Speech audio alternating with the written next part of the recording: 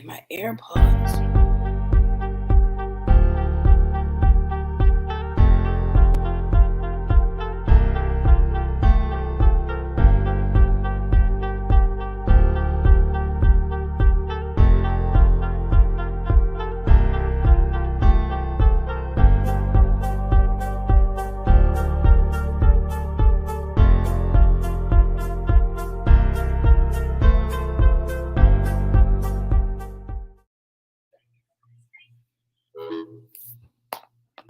Good morning. Good morning. Can you hear echo? Huh? Can you hear echo? Uh-uh. Okay. Good morning, guys. How's everybody's morning, Saturday morning going so far? Mine is tiring. My morning is so freaking tiring this morning. Y'all probably can tell. I do not feel good. My kids caught COVID over the weekend, and it is a sick house. Sick house.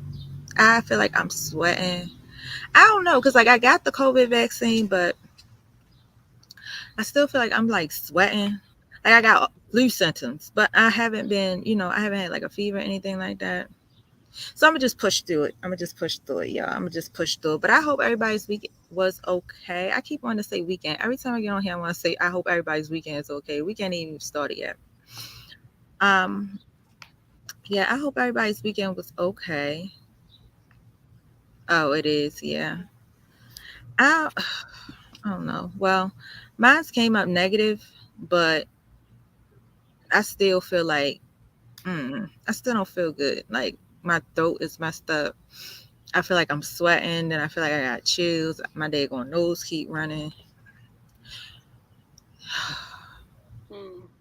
I just want to get better. But yeah. So, how was your week, BlackRoses? You said that'd be them late night shenanigans, right? It was not, honestly. It was them being genuine, going to one of their cousins' birthday parties. But the mother did not tell anybody that the whole entire family had COVID before she had the birthday party. I'm pissed because anybody that know me know I don't play about my kids, and literally my kids have COVID, except for the two younger ones. The two older ones have COVID, but the two younger ones don't. Oh yeah, that's true. That's true. Yeah, trying to be the nice aunt, trying to be the aunt that's there because my brother's not there, and trying to be the runaround aunt to do everything. Like my mother said, you can't be nice to everybody because people don't care about anything that goes on with you. So yeah, I'm back into I'm not really dealing with people COVID. Right, they don't, but they were sick. That's the thing. They were sick. But at least if you was going to have the party, at least if y'all was better, you were going to have the party. You could have, kind of gave a warning like, hey, just to advise, I'm still having a party, but we had COVID or we were sick. You ain't even got to say we had COVID. We were sick the week before. That way people can choose based on their own discretion as to if they still want to go. Not just not single it out at all, because even if y'all not sick anymore, y'all still had germs and everything floating around your house, and then you work for a hospital, so you should know better. You work for Johns Hopkins, so you should know better. So you still got the germs and stuff floating around. I'm pretty sure you did not wipe down, simple things that people don't think about, like doorknobs, the banisters, stuff like that. People don't wipe down that stuff. Yes. And didn't tell nobody. Didn't even give anybody a warning. Like I'm saying, you don't have to say, oh, we had COVID, but at least give a warning. By the way, we having a party, but by the way, we were sick prior to. You know what I'm saying? And let people kind of choose their own discretion. Like, I'm just frustrated. I'm so irritated. Every time I talk about it, I want to punch somebody in the face. I just get irritated. Because my kids have literally went the whole COVID pandemic without ever getting sick, not even a flu, a cold, anything like that, because I've been so modest about like just giving them the vitamins, always having them drink orange juice, plenty of water, things like that. And the first time I try to be nice, oh, let them go to their cousin's party. yeah, that's what happened. But I'm not gonna do any more about that. How was your week, Crystal? I'm at It Black. was I'm so good. sorry. I just called you. No, it's fine. You It doing a was lot of. good. I see you Huh? had your feet by the pool when you were supposed to be at Carnival. But that's needless to say. Yeah, I had to go to the pool that day. I needed a relaxation day. Yeah, I understand that. Everybody need to relax. Everybody need a Hmm. mental relaxation. It was lit though. Like if y'all watched the live, I went live a couple times like BlackRoses did. She got the parade, but I got the inside part where the party actually was. So Hmm. it was good. I mean, I mean the like we pretty much talked about prior to Carnival. The atmosphere, it was just like it was so friendly. Like everybody was just having a good time. Nobody was body shaming because I seen some bodies out there and I seen some bodies out there. Hmm. Bodies was body shaming. These two girls walked past, but we used to that because we've been to Carnival before, so we used to seeing. But Kia never went to the Carnival. Two girls walked past and all they had was the pasties on and the biker shorts. And she was like, "That's all they got on." I said, "Girl, get used to it." Not that's all they got on. That's all they had on was pasties and biker shorts. Well, I had on a see-through Jamaican printed, like the flag printed dress. It was see-through, and I had the heart pasties and a pair of boy shorts because the dress was see-through. Oh, okay. But I wasn't out there just completely like what women nipples out what. But they was Right. just out. They was just out there. They just literally just had what's the rapper girl Coyle Ray? How she always wear just the Hmm. pasties. That's how they was dressed. They just had just the pasties on. They were small girls, little skinny girls. They had like just the pasties on and then the biker shorts. I said, okay, do your thing. But I will say the food was very, very high. More than usual. The food is usually about $10-$15. The food was high. Most of the food stands for like $20 to $25 a plate, and you Mm. still was getting a $10 plate. Mm. That's They the did highest. have a adult snowball stand, which I like. I might steal that idea when we get to North Carolina. I might steal that idea. Um, it didn't taste too good because I don't know. I don't know if they used more alcohol because you're still supposed to have the flavor of the snowball. You know what I'm saying? You're still supposed to have that good Hmm. flavor. It just pretty much trying to taste like alcohol with a little pinch of juice in it. For all that, you just could have gave me the alcohol with some ice. Right. For all that, and a little It pinch. was it could have been better. It could have been a little bit better. Like you supposed to, you know what I'm saying? You supposed to balance the Was it syrup. on an ice cream truck or was it just like a stand? It was a stand, Mm. and what she did was she put them in the pouches. She put instead of putting the ice and then the alcohol, she had the alcohol already in the pouches, which is a good idea. It's convenient. She already had the alcohol in the pouches, and I think she said she had like Bacardi. They had Bacardi Gold, Bacardi, um, the white Bacardi. They had two top shelves. What did they say they had? Um, Casamigos. Am I saying that right? Mhm. She had that, and it was another top shelf drink they had. I can't remember what she said, but I don't drink the dark drink, so Well, not that's the devil. What Casa? Casa is the devil, Nate. Mm-hmm.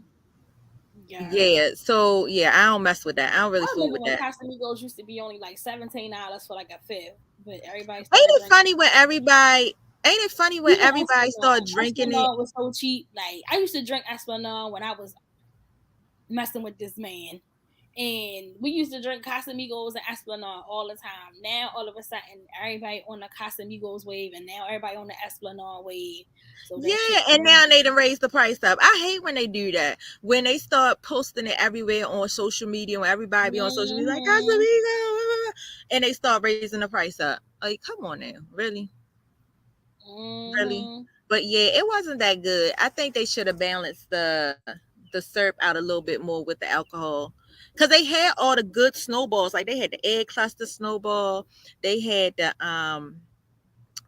regular blue It's too syrupy for raspberry. all that liquor, and then liquor got sugar in it too, so that it ain't gonna mix. It's just a bunch of damn sugar. Right. That That's ain't true. gonna mix. Like you That's gotta true. find like the perfect kind of balance with it That's because why I do my freeze them pops. snowball flavors be them snowball flavors be fucking ridiculous. That's They why be I all do right my too. that's why I do my alcohol freeze pops. And that's another thing. So I started doing my alcohol freeze pops, just remember when I first started doing my little alcohol freeze pops, just minimal. Why somebody got a whole business? I seen it. Somebody has a whole vendor stand. And I didn't even know that. I stopped doing it because I was like, people ain't really gonna buy da da da da. So I kind of stopped, moved away from it because it is expensive when you first starting out. Now I can do it, I'm at a, better, more content place where I can afford to buy the alcohol. But first I just used to make, my own freeze pops, my own way. I had my own special recipes. I made it my own way. When you let people taste them and they like, hey, I want to get some for my party. But when people start trying to add their own what type of drinks they want in their stuff, I was like, nope, I'm not doing it. Because you not fitting it, but you telling me my price is high for my freeze pops, but you want me to put Douce, you want me to pay a fucking Douce, so stuff like that. You want me to put top shelf alcohol in there, but you don't want to pay for it. So So you're in that gonna you get what wouldn't I be getting make. top shelf, right? You wouldn't be getting top shelf. You gonna So get I what I just give kind you. of got out of it. But like I know, I just seen this guy. He has a whole, like, that's what he does. Like he goes to like the bars and like the clubs, and he sets up his little stand, and he has the alcohol freeze pops. And I'm like, maybe I need to restart that again. Maybe I need to get back into it because I didn't know that it would be I'm so. sure people for certain people love their alcohol. Yeah, but I didn't know at the time when I first started doing it. I found it on Pinterest before it started getting popular. That's when I first started doing it. But I didn't know. I'm kind of like you. When I first start off a project, if it's not jumping the way I wanted to jump, I just be like, nope, this ain't working. And I just, Mm-hmm. let it go. But I feel like, okay, maybe I need to start back up because I think I made some pretty good flavors. Yeah, you I think I did. made some pretty good flavors, but like I said, it's just when people come in with their demands and they want, oh, I want three Cirocs, I want three Douces, I want three Hennessy's. Like, come in with all this stuff. No, no. I make my freeze pops. Either you're gonna get dark or you're gonna get white. That's your option. That's You it. don't have your choice. That's what you There is no get. in between for you. There Because is no in between. I have like you said, you have to find the right balance. And the way that I made my freeze pops, I experimented to see what taste goes with alcohol. So I can't tell you if you get Douce what's going to go with it because that's not something that I ever tried. Like I have a specific ingredient. I actually have an ingredient book on how I make my different freeze pops. So you might not get the same taste that you got because I know what my Mm-hmm. balances is and my ingredients are because I know how I want them to taste. I might still start it. I don't know because it is summertime and people have parties. It's a demand for it. I may start back up because I got all my supplies. I have everything. Yeah, that's good. You should start it back up because nothing is gonna stop you but you. That's Nobody true. can stop you but you. That's true. That's true. But yeah, that seems like a good idea. Right, right. Ooh. But yeah, it was pretty. The carnival was pretty good. The carnival, like I said, outside of the food, the really expensive food. I think I seen one plate that was like $25, and you still got the same portion as the plate that was over here for $20. That's because they want to keep putting chicken and You everything, and still their got chicken high as hell. the same jerk chicken. No, I actually got curry shrimp on top of rice, and it was cheaper than the regular jerk chicken. Yeah, It was because $22 shrimp, because the for the chicken is plate. the highest part. The chicken now, I saw somebody like with a restaurant post that chicken by the case used to be like $40 or $45 Oh, or that's something like true. that, and now it's $175 for chicken by the case. Like that's a lot of money. That's when you quite guys switch your expensive. vendors. You guys switch your meat vendors Mm-hmm. over. Okay. You guys switch your meat vendors over. But what else did I have? Okay. And then the best part, y'all know it's my favorite part. When they do the concert and they take the water bottles and throw them everywhere. Yeah. That's my favorite part. So again, kid wasn't used to going down there. So we got down there. We got up there with the crowd where they were performing, and the artist came out. And before the artist came out, while the guy, the hype man, was out there, he talking to the crowd, trying to get the crowd hyped up. He's like, "Yeah, anybody feel thirsty? Anybody hot?" So I knew it was coming. So I'm excited, like, "Yeah, we about to do this water thing." So I knew it was coming. So I'm excited. That's the best part.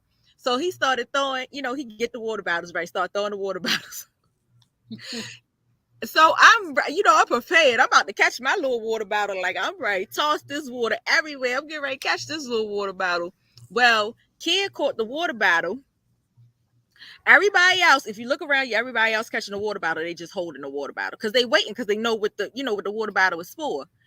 Kid catches the water bottle, opens the water and start drinking. I said, they did not give you the damn water bottle. They didn't give you that water bottle. So she gonna sit there and say, "You want some?" I said, because I was getting ready to take that water from you, and I was so in the midst of her drinking the water, that's when the song played. I forgot the name of the daggone song. I think it's called Water Wave, if I'm not mistaken. Mm-hmm.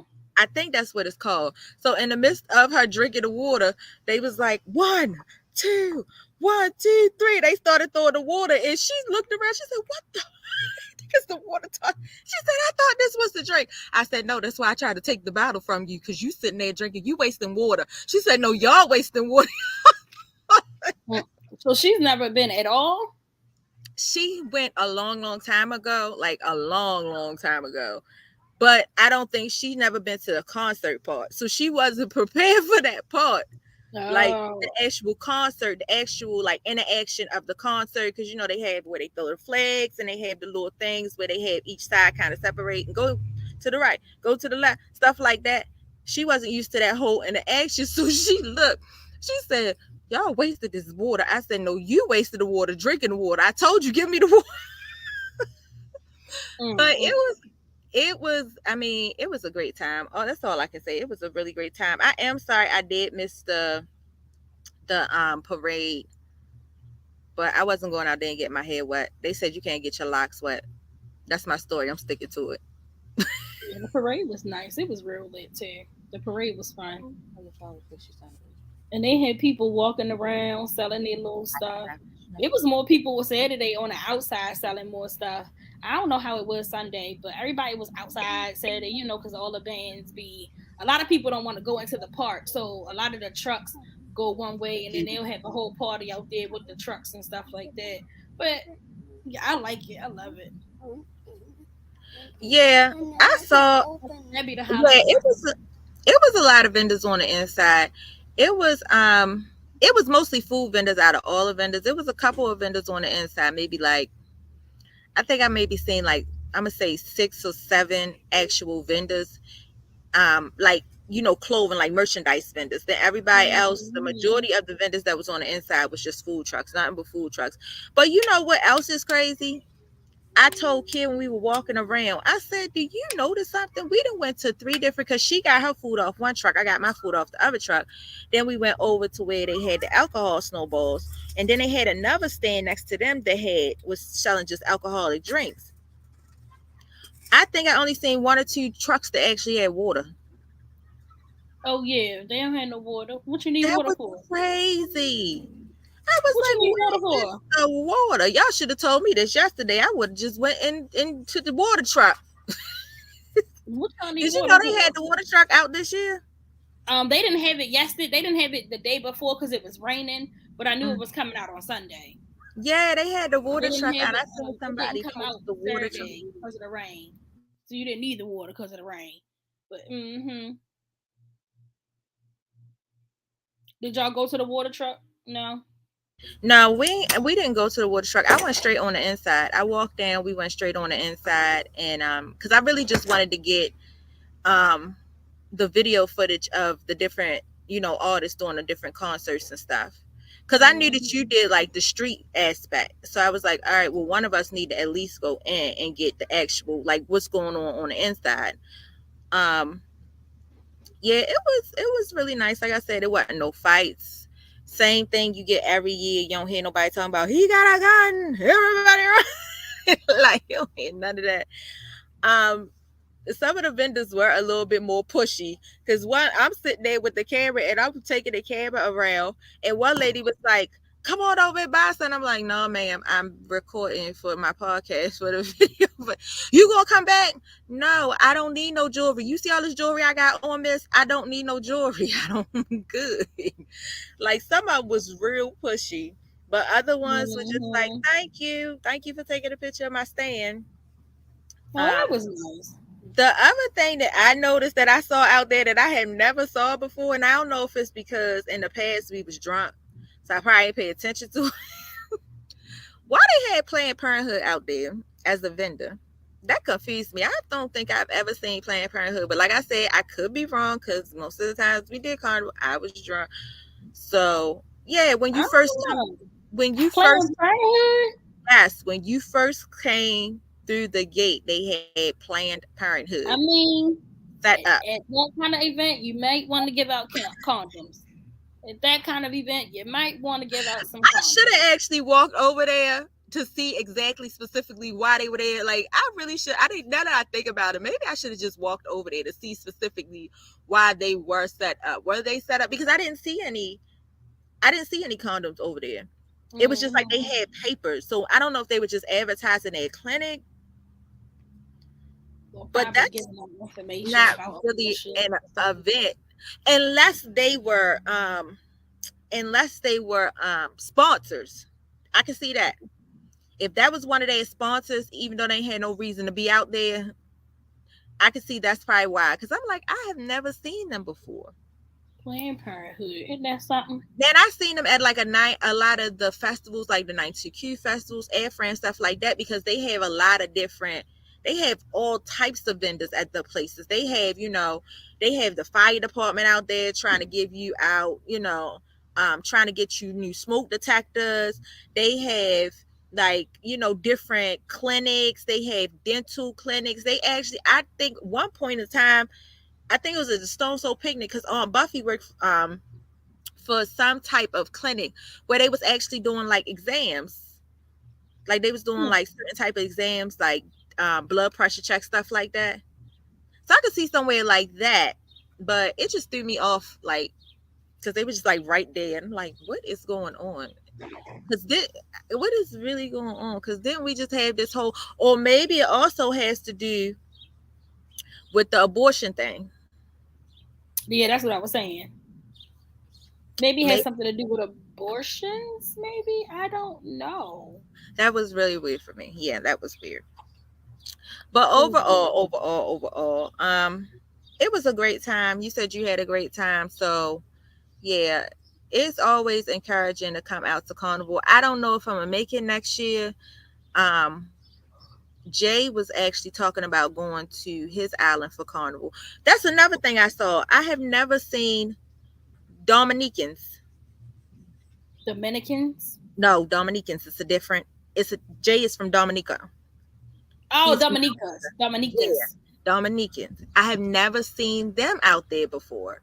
They're always out there. I've never seen them out there. I've always seen Jamaicans. I've seen Trinidadians. I'm not used to seeing so many Dominicans. I've seen some. Yeah, I've seen some. Not as many as there were this year. They was out there. This year. They was out there overpowering the Jamaicans and the Trinidad. You know, the Trinidadians, between the Trinidadians and the Jamaicans, they usually take over. Oh yeah. And Tobago.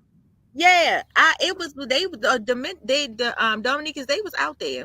But yeah, he was talking about going down to his island for Carnival next year. I said, oh, that might be cool. Let me try that out. So yeah, I might not be here next year. I don't think you said you was going to be here even next year for Carnival, right? Huh? You said you weren't going to be here next year for Carnival either, right? No, I'm going to be here. I thought you said you were going somewhere else for Carnival, to Jamaica, somewhere like that. Oh, I'm going to Trinidad, but that's in February. Oh, okay. Yeah, so yeah, we're gonna Trinidad is in February. And I don't know. I want to try to do Toronto one year. I know Toronto do be lit. I want to try to do Toronto. I'm Toronto? going to New York, huh? Toronto? Toronto. I gotta look them up. Toronto be lit. I want to go to Um, Miami. I do want to hit Miami. I definitely want to go to Miami. I want to do Miami got a Miami. big I one. want to try Miami and Atlanta. But Miami Atlanta? Carnival, I want to try to go this year, even though I'm not going to be in it. I definitely want to try to go because I do know Miami be lit too. When is their Um, carnival? Miami's Yeah, October. October.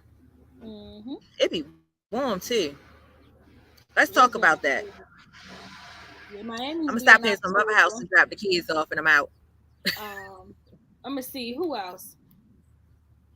Um, it's it's a ton of places that have carnival. There was a list a few years ago I used to look at. I don't even know how to spell. Okay. Um, maybe I can't even spell. Trinidad, I don't think I can mess with Trinidad. Trinidad, I have heard that Trinidad carnival is all day, all night, no sleep. All day, all night, I all can't. eternity. I'm too old for that. I cannot wait. I'm excited. I'm too I old for that. cannot. Y'all not gonna keep me up all day, all night. I'm not I doing it. cannot wait for Trinidad. Trinidad is going to be a fucking movie, Nope. and I I meet am y'all back at the ready. hotel. And I don't think I could do Trinidad. I don't think I could do Trinidad. I gotta pop a lot of Red Bulls and all my alcohol to do Trinidad. Yeah, You want to do with Trinidad? Trinidad, you definitely gotta be like, you gotta be lit. You gotta be on point. That's You what I'm gotta be trying to like, say.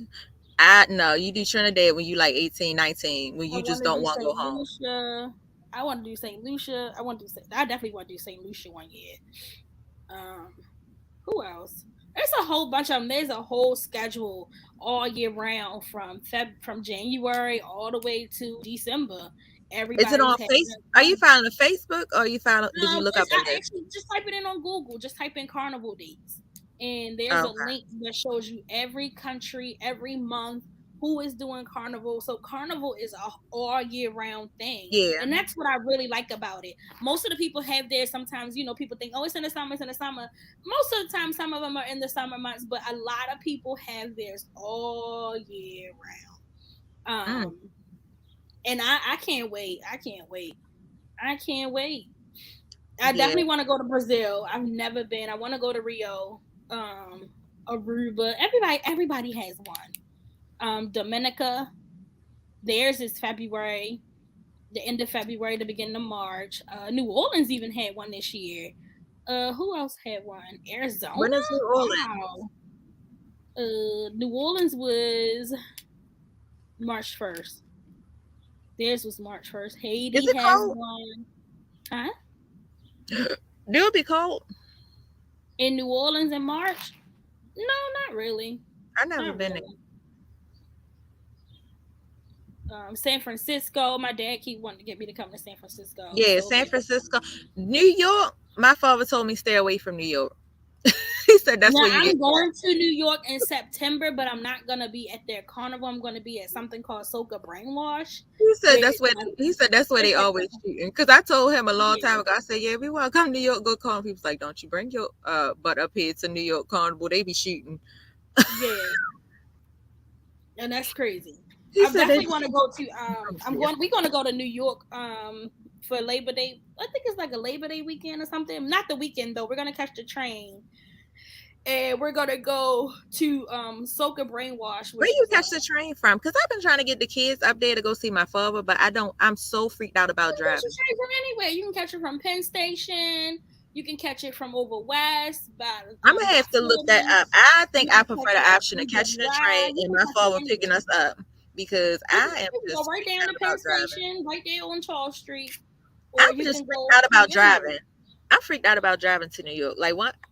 I barely like when The only thing I I don't like about driving to New York is that there is never any place to park.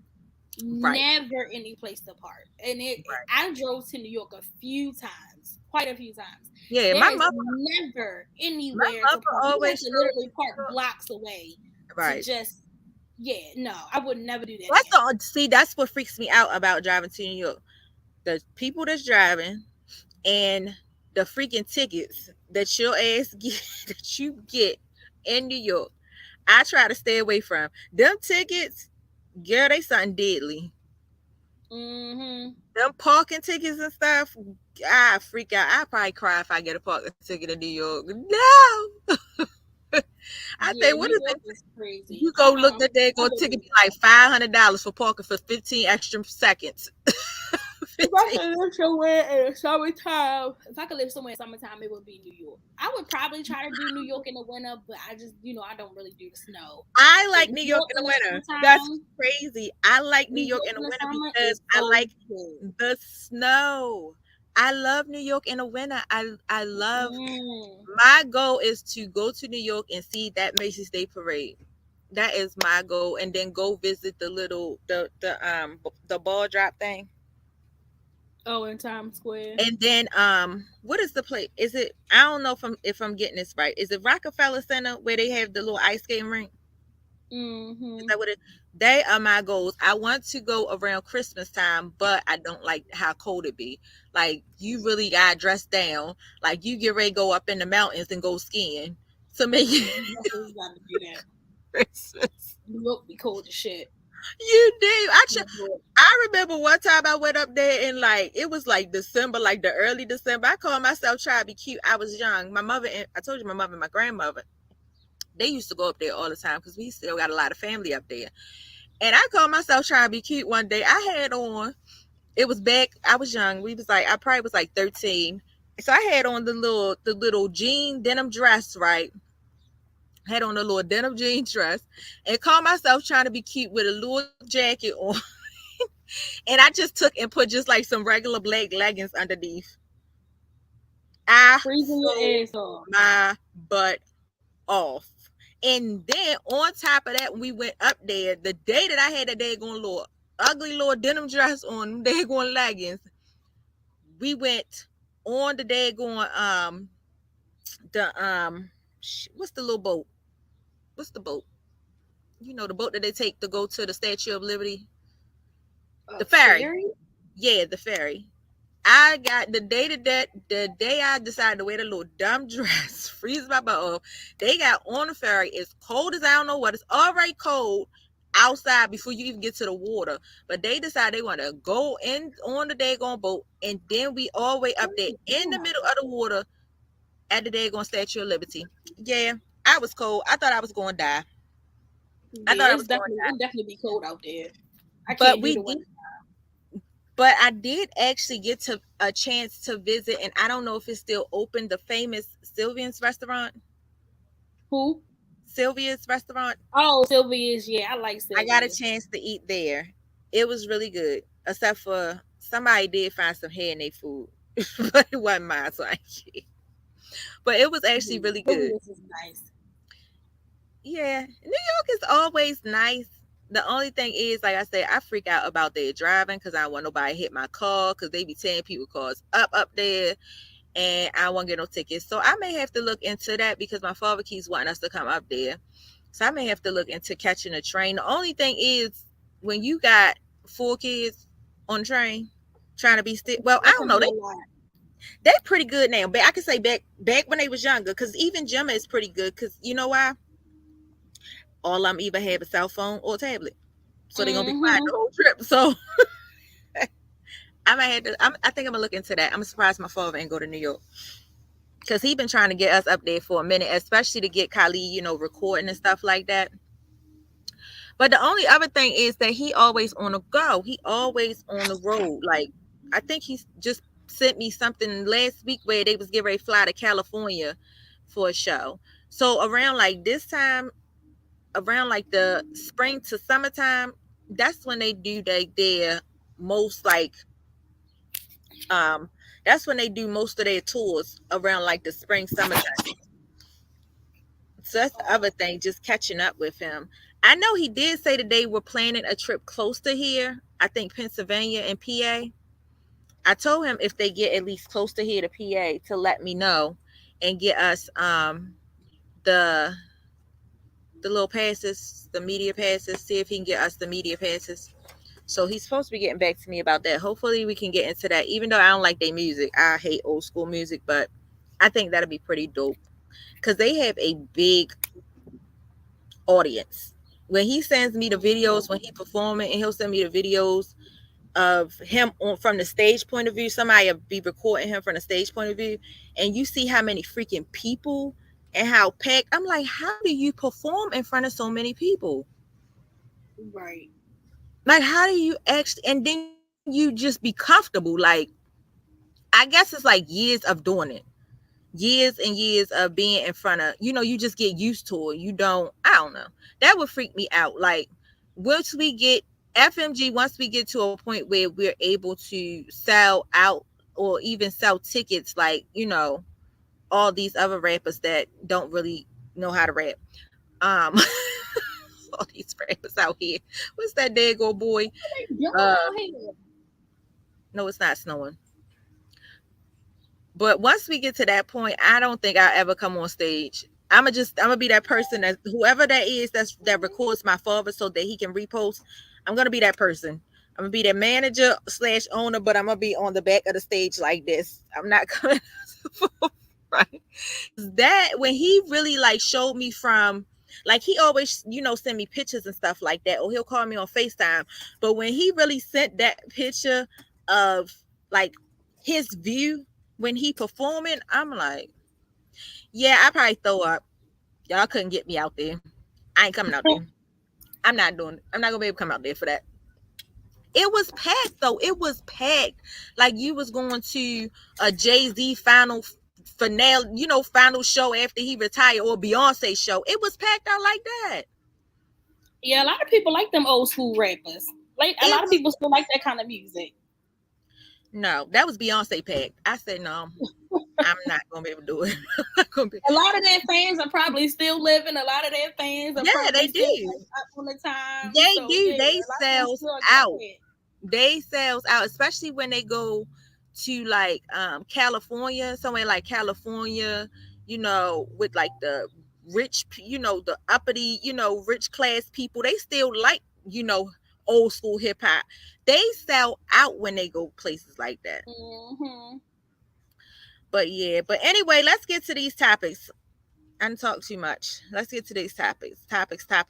What was these topics on today? I want to talk about R. Kelly and this girl being engaged. Is that true? It is. That's the girl. That's the girl that the mother went and did a social media video where she was trying to help her. She was trying to bring her back home. Yeah. And that's the same girl.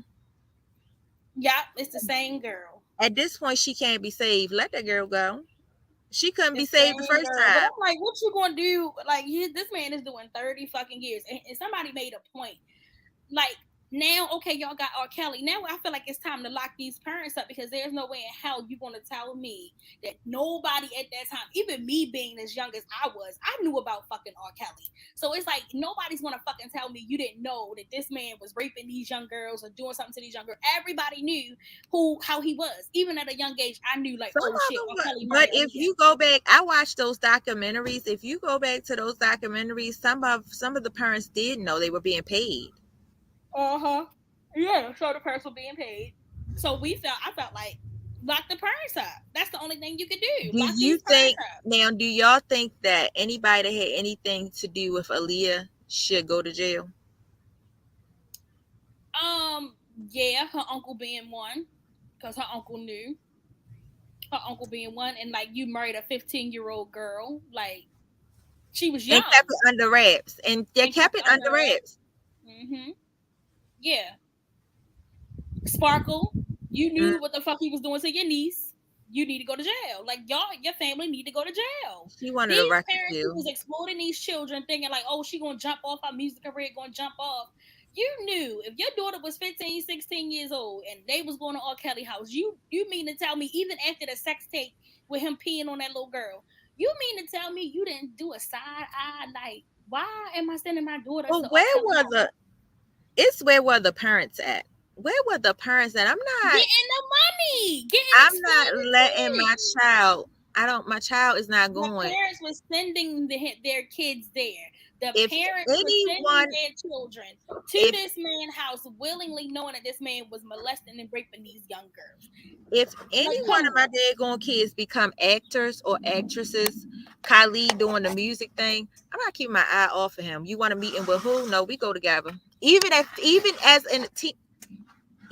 a teenager, even as I would say even as an 18-year-old, because they still be manipulating these daggone kids. These men be taking advantage of these boys and molesting them and stuff like that. Even as a 17, 18-year-old, I'm still going in the meeting. I'm still going in the meeting. I'm gonna be on your ass. He need to record when? Oh, we there. Don't worry about it. I'm there. I'm not sending him nowhere by himself. I'm just not sending him nowhere. If my daughter becomes, a model or becomes an actress, I'm not sending her nowhere by herself. I'm not just entrusting her with a manager and saying, okay, the manager is going to watch her while she's on the road. No, somebody else got to be there, and it's going to be me or her daddy. One of us is not working because one of us is going to be there, and we're going to be there. We're going to be on the set. It is no way that you're going to be as an adult or even children, because children out here doing the same thing. It's nowhere where you're going to be with my children unsupervised. You going to the bathroom? Let me see where this bathroom at from where I'm sitting. Oh, they need to do a wardrobe change? Okay, let's go do this wardrobe change. Oh, she need a makeup touch up? Bring the makeup out here. Set it right here. It's no way. I am like that now, and my kids aren't, celebrity kids. Like, and I am like that now. Everybody is not being called grandpa. Everybody's not being called grandma. Everybody's not being called uncle. Everybody's not being called aunt. It's just not. I don't know. It's just,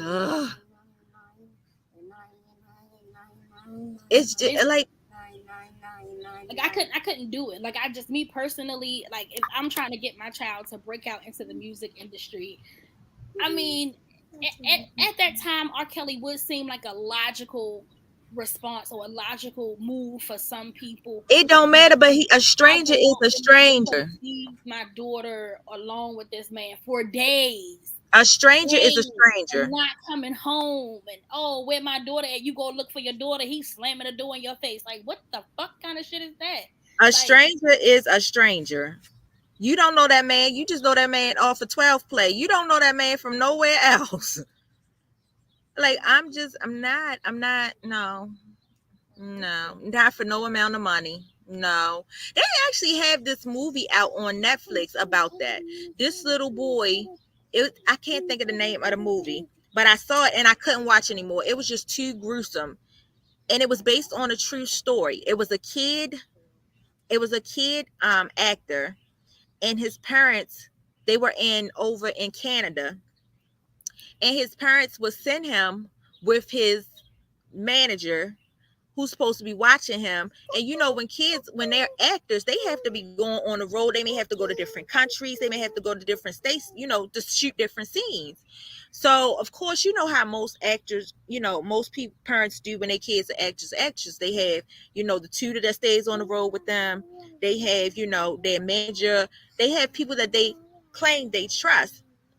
Well, I don't know where the manager was at this time. For some reason, they end up sending a little boy off, and he would just come back home. He would just fly back home. His manager was just flying back home when he's done whatever set or whatever they were shooting at. So the last time he came home, he got finished his last movie. His manager flew him back home, and his family had this big old party to celebrate because it was like a big movie that he had got a part for. And so they had this big old welcoming party. They was waiting for him to come home, come off the airplane, and they had, their family and stuff. And the little boy walked in, and he had his head down, and he walked in with his bags. He went upstairs. He said, "Oh, I don't feel good," and locked himself in a room. So after the party or whatever was over, the parents finally came upstairs, and they was like, what's wrong? What's going on? The little boy ended up recording what was going on with him. He had took a phone because he knew that the director that he was working with on that movie, he had gotten used to it, would call him into his office and molest him, make him touch him and stuff like that. So the last, I guess after a while, he did, because he never told anybody. So after a while, he took and he hid a phone, another phone he hid in the guy's office. So when the guy, after he got finished being nasty and he went in the bathroom to go clean up, the little boy hurry up and grabbed the phone and put it back in his pocket. So when he got home, he actually showed his parents the actual video footage of what the man did to him. But he didn't want to say anything because, like, and this is one thing with parents, stop. If these kids want to become actors, if these kids want to become celebrities, these kids want to become stars, they want to rap, they want to do stuff like that. I can't hear you.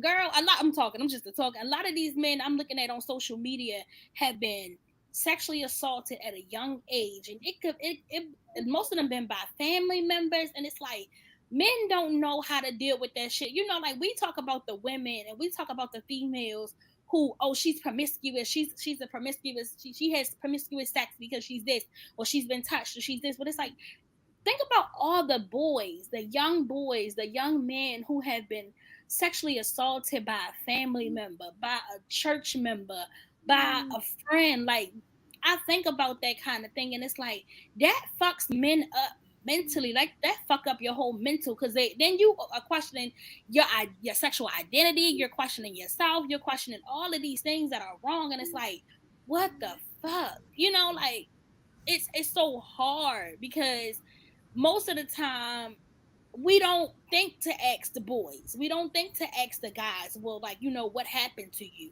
Who touched you? We're so quick to ask the girls, you know?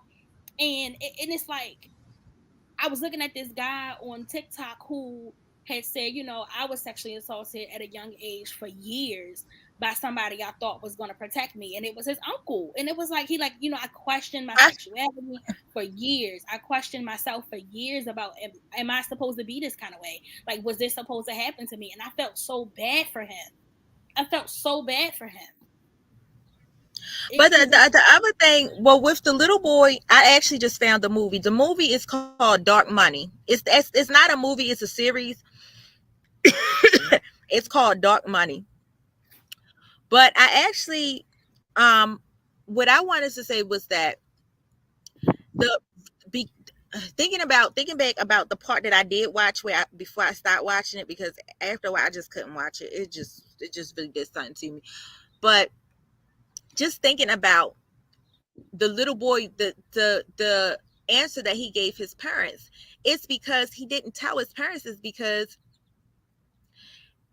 his parents, the type of house that he grew up in, it was kind of like, not a poor house, but they didn't have a lot of money. So the little boy was the money maker, and he knew that. That's how he was the breadwinner in order for his parents to, you know, to be able to live, to, you know, have a house, to have a car, to be able to just, you know, to not be poor. Pretty much, he was the breadwinner. And that's because of his parents. And that's what I'm saying. If your kids have these expectations, your kids out here, they want to be YouTubers, they want to be actors, they want to be singers, they want to be rappers, they want to be even athletes, they want to be athletes. Stop making them seem as though, oh, you're gonna be my trophy, you're gonna be my award, you're gonna get me here. Stop telling them you're gonna buy me a house, you're gonna be, because that really plays a part too to them not telling when these things are happening to them. That really plays a part, because all they know is what you told them, especially if they live in a less fortunate household. that don't have much, that don't come from much, that don't come from a neighborhood that has much, they barely making it, they struggling, a struggling home. If your child comes from a struggling home, but your child is aspiring to be an athlete or aspiring to be, an actor or trying to do something because I want to help mommy, I want to help daddy, I don't like seeing my mother struggle. Stop playing in their mind that they are to take care of you. Right. Because that's why they don't come and tell you if something happens to them, because in their mind, they're playing out, well, if I say something, my mommy gonna be poor again. If I Right. say something, we gonna be broke again. If I say something, I'm not gonna be able to play ball again. Y'all That's cannot true. push them to think that they are supposed to take care of you. Your kids, you want your kids to take care of you in the event that something happens to you, that you get older and you can no longer take care of yourself. That is when you want your kids to come back in and take care of you, but you are an adult.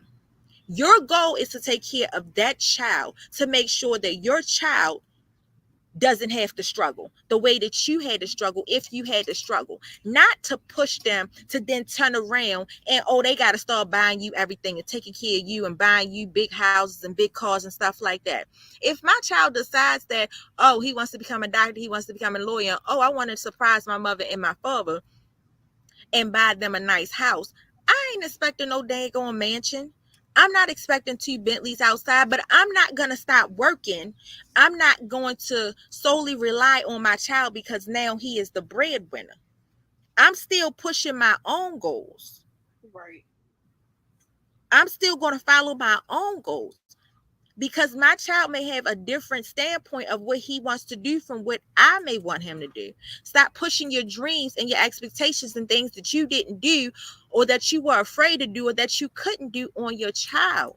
That really plays a part in these kids not wanting to talk to you. And a lot of people don't understand that. Mm-hmm. It's okay for your kids to be what they want to be, to do what they want to do. I'm always open. I'm 100% back. Whatever my kids decide to do. My kids come to me, tell me they want to do YouTube. Okay, we're going to figure this out. We're going to get YouTube going. My kid the Kylie said he wanted to do rap. Kylie raps. Kylie records his music. But at no point am I telling him that David wants to become a doctor. But at no point am I telling him, I'm glad you made this decision so you can take care of me. Right. That is not the conversation that I'm having. The conversation that I'm having is, okay, is this really what you want to do? This is what you need to do in order to get to your goal, in order to you, because my goal in my mind, I want my kids to be in a place where they are comfortable, where they don't have to struggle, where they will be well off, not to take care of me so that they won't have to struggle, so that they can be comfortable. Right. And that's where a lot of people get confused. They get those lines, they cross, like you have to think about it. And a lot of parents don't see it like that.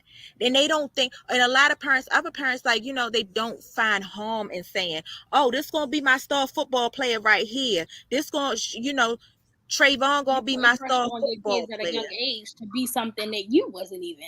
And I be telling, I be having that problem too, like with my mother. I be having to tell her, like, you putting pressures on Jalen at the age of 19 that you didn't even put on yourself. And it's like, oh, you need to teach him this. And it's like, listen, he's 19. And I feel like, to me, in Baltimore, that's a big deal. Long as he's not selling drugs, long as he's not on drugs, long as he's not out here in these streets carrying guns, doing dumb shit, Kids. that to me is a big deal. Do you know how many 19-year-olds I know with babies selling drugs, on drugs, doing shit, out You here know just how doing many, shit you know how at many children, 19 though? And it's like you, a you know lot how of my many, friends, children have not made it to 19, have not made it to right? 17. Like, look at just last night, a 17-year-old and an 18-year-old got killed. Like, a lot of people are not making it. And it's like, sometimes you don't even have to do anything or even You have to don't. be one of them type of people in the streets for You trouble to don't. even follow you sometimes. So You it's don't. like, for me, I don't put pressures on him that I didn't put on myself. And even 19 having a kid, I didn't have nobody pressuring me. Nobody gave a fuck if I made it or not. To be honest, people really wanted me to fail. Oh my gosh, she had a kid at 16 years old. So it was like, no, at 17. God, Lee, how old was I when I had Jalen? 17. She had a kid at 17 years old, and it's like, oh, she's automatically going to be a failure. Right then and there, that's a statistic within itself. So then just think about all the other statistics that are piled up on top of me being a teen mother, and then me having a kid, being a single mother. It was just a bunch of statistics and a bunch of odds stacked against the both of us. So it's like I never put pressures on him to, oh, well, you're going to play football because it's your way out, or you gonna do this because this your way out. Anything he did, he was like, Ma, I want to play football. Okay, we're gonna play football. Ma, I want to wrestle. Okay, we're gonna wrestle. Ma, I want to play baseball. Okay. And the one thing about it, he know his lane and he stay in his lane. He did not and will tell you to this day, he don't play basketball. That child can't play to save his life. And it's like I never forced him to, you gotta be something better. You gotta do this. You gotta do that. Now, I was the type of parent, I believed in letting your kid follow their own destiny. I was that type of parent. Like, you're going to follow what you want to follow. Because, number one, I didn't have anybody pushing me. Didn't have anybody telling me, like, yeah, you got, I'm smart, naturally. But with my book smarts, I didn't have anybody pushing me. So it wasn't like, oh, my family know I'm smart. Damn near the smartest one out of my mama kids. But we're going to digress. But it's like nobody pushed me to say, hey, you're smart. You should go to this school. You should do that. You should do this. For me, yeah, I still push him now. I'll be like, hey, you going to go back to college? I do say that to him because I'm like, you going back to college? You going back to school? He be like, Ma, I don't want to go back to school. I want to do something else. He got this big thing. He want to be an investor. Okay, invest, son. Invest in your stock. Invest in your stock, son. Whatever you want to do. But that's like, another thing. It's crazy because that's crazy that you talk about that because you need to be this because you need to take care of me. You need to be this because I need help. Even when we moved together and now when he's an adult, I don't even see myself saying, yeah, you need to help me pay these bills. I can't do that. I can't do that to him. You moving with me, so you got to pay half this rent or you got to do that. Now he says, Ma, I will help out. Ma, I'll help you out. I'll help you out when I can. I can take that. I respect that versus making him go out here and get a job just so that he can help me with my bills so I can have extra in my pocket. That is wrong. It's not a child's job. In my eyes. Some people don't believe not a child's job. Your kid be, 21, 22, paying all the goddamn bills. Like, oh no, I can't do that. It's not your child's job to take care of you, and a lot of people get confused by that. Right. I just can't see myself making him or forcing him to handle bills or provide a lifestyle for me that I can't provide for myself. I can't do that. Right, exactly. I'm trying to buy this Gucci bag, so you need to help me. I've seen it happen. I've seen it done. I've seen a parent literally take money from her child so she can go buy her a Gucci bag, and that's all she cared about. I've literally seen this happen. Like, oh, you got a job. Give me your check. I need to buy this bag. Give me your check. I have seen a parent. I had a friend whose mother knew that he sold drugs. And she literally had her hand out waiting for electricity money, the rent money. Like, she literally had her hand out. Like, what did you make today? What did you make today? Because come on, I gotta pay this. I gotta pay the light bill. What did you make today? Wow. And you making him, so you're okay with him going out here selling drugs because of your piss poor money management skills, and therefore he has to make up for it because he's lacking in some areas that you are not able to provide. So therefore he go out here to try to provide for himself, and you still got your fucking hand out. Like that, I can't condone that. I can't condone Jalen going out here like, oh, here, mom selling drugs, and here go the rent money. I'm not taking that shit. I can't do that. Because why are you out here? You have no need to sell drugs. You have no need to do these things. Oh, I don't have a way to make money. Get a fucking job. Right.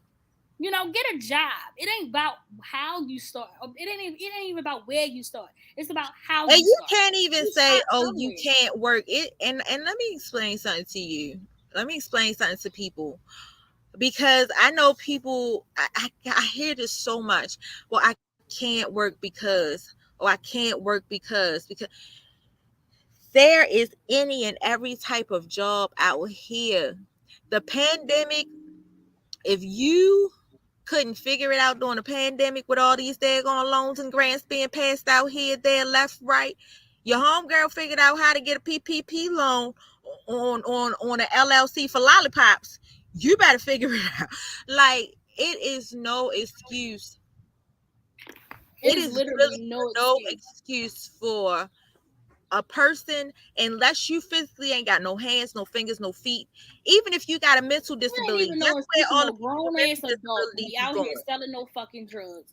It is I've no seen fucking they excuse. even have chime school for kids with this who are disabled. They have them out there working at McDonald's, wiping down the floors.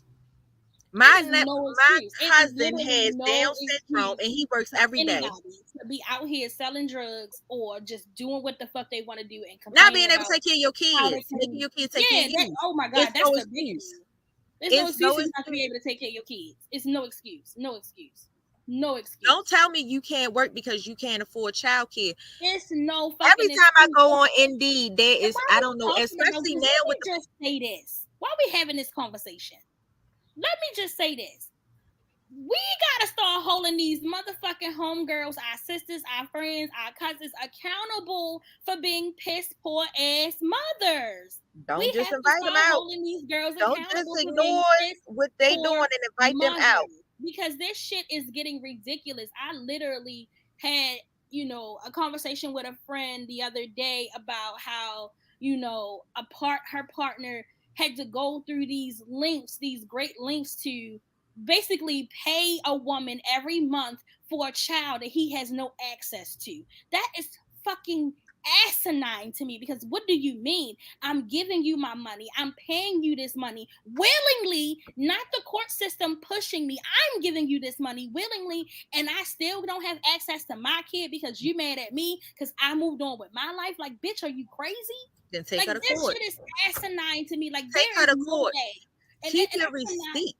And what make me mad about ghetto shit like that is an even more ghetto bitch right behind her pushing this bitch to not let this man see his child because she want to be mad and upset and in her motherfucking feelings. Ain't nothing worse out here than a fucking bitter ass baby mother. For what, bitch? And did all of that though and still got nothing in the end because the courts was like, yeah, this man can't afford this. Case closed. Don't worry about it. And it's probably not going to reopen again. Like, yeah, now you're fucked. So now this man don't, now per the court system, he don't have to pay that $300 that he was giving you a month. He don't have to give you that But money anymore he if is he don't his want to. child. But being the responsible man that he is, he's gonna do it because that's his responsibility. So, but here's the thing though. Let me just tell you. See, this is why I was not meant to be a guy. I was not meant to be a guy because I'm petty. So here's what I would do. Because on that aspect that I cannot, that I'm still paying because I'm not gonna pay because I still have a child with you. I'm only paying when my child is with me.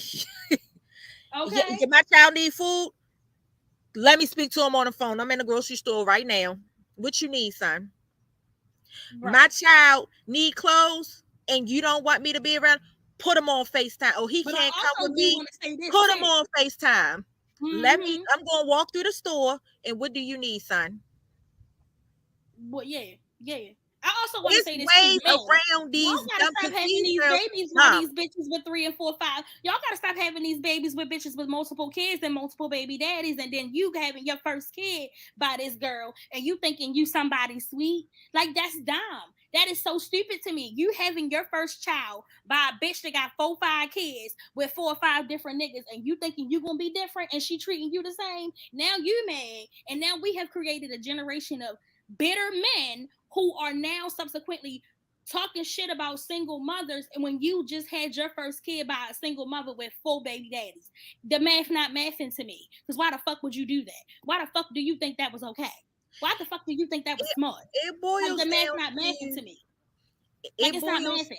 It boils down to, the old days, and a lot of people don't take this seriously. First of all, it starts with a lot of females don't have respect for themselves. Let's start with that. A lot of females don't have respect for themselves. A lot of males don't have respect for themselves, because it all boils down to the old days when your grandparents, met each other. They, they Mm-hmm. courted. They got to know each other. They got to know, you couldn't come pick me up unless you walked in the house and your face seen my father face, or your face seen my mother face. I got to know who picking you up. I got to see face to face. What's their telephone number? Where they live at? Let me speak to their mother. Where's their mother? Bring their mother or father with them. That's where it starts at. You have to, a lot of people don't want to get to know the person. They want to buy right past the person and get right into the I get mean, down. that's the society that we're living in today.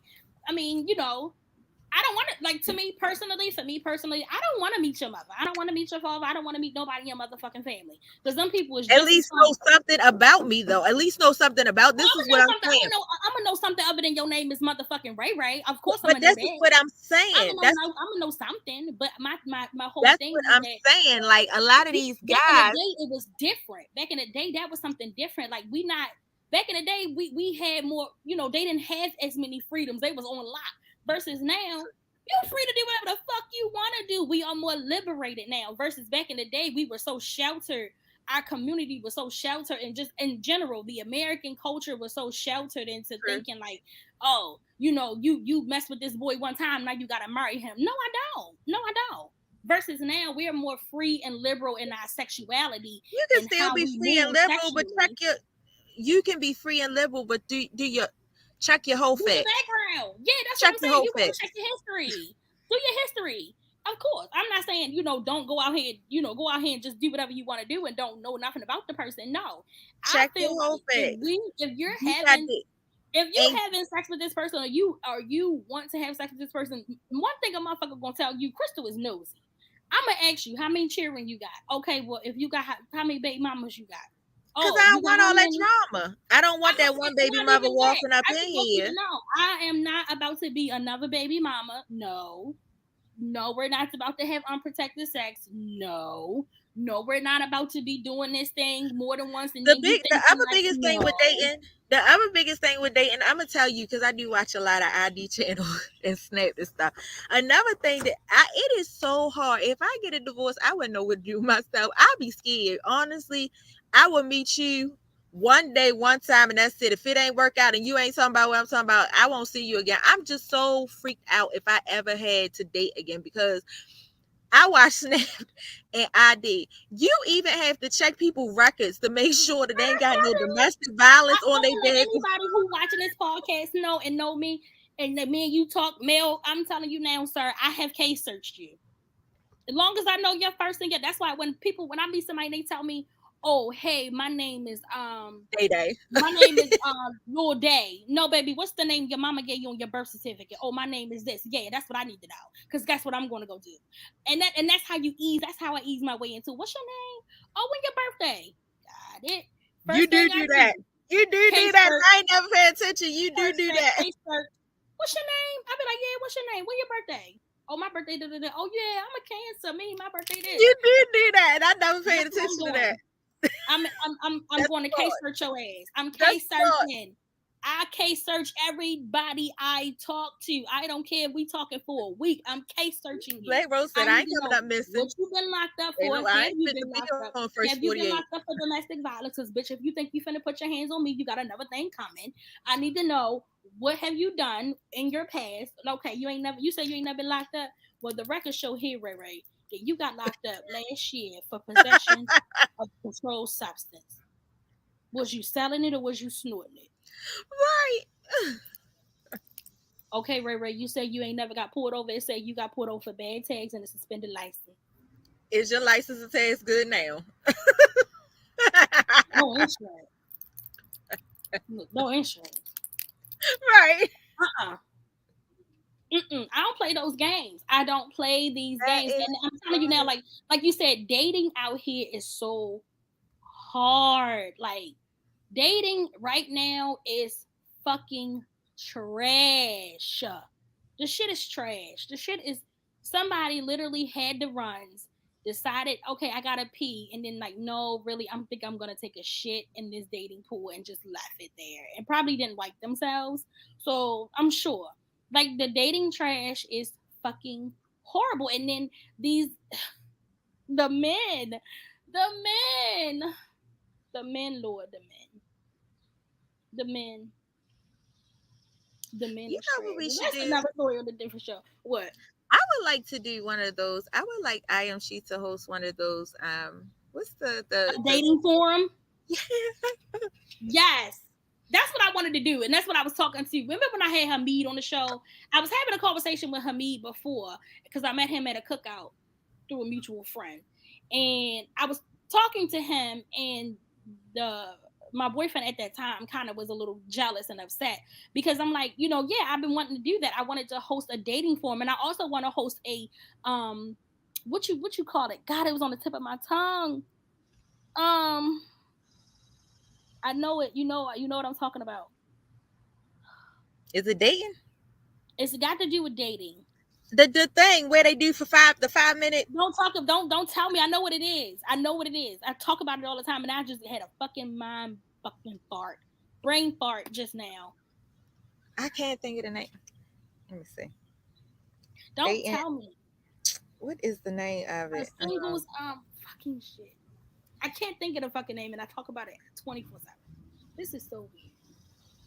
It's the fast dating thing. That's what. Yeah, speed dating. Speed dating. So I would I like wanted to to host do a one of speed those. dating because, but before I do the speed dating, my whole vision was to do like a dating forum. I want to get 5 single men, 5 single women, and I want to host a dating forum. And I want to be able for people to come out, talk. You got to be single. You got to come out. You got to have these questions lined up. We're gonna talk about this. We're gonna talk about why is it so hard to date in the Black community right now. What is so hard about it? Because if we're all saying what we want, it is physically impossible for people to be out here saying, I want to get married, I want to have a stable relationship, I want to be with one person, I want to do this, I want to do that, and nobody can find that person that they want to be with. Are you lying? Are you lying to just get women in your pocket? Like, what are you doing? Because even on social media, I see a lot of men now are like, one, like, let's just say one example I've seen was one guy saying, if we talk and we talk for more than 2 days, just know I want to be with you. Just know I'm ready. And I'm seeing this everywhere. These guys are saying, listen, babe, listen, Stink, I don't got time to play no games. I want to settle down.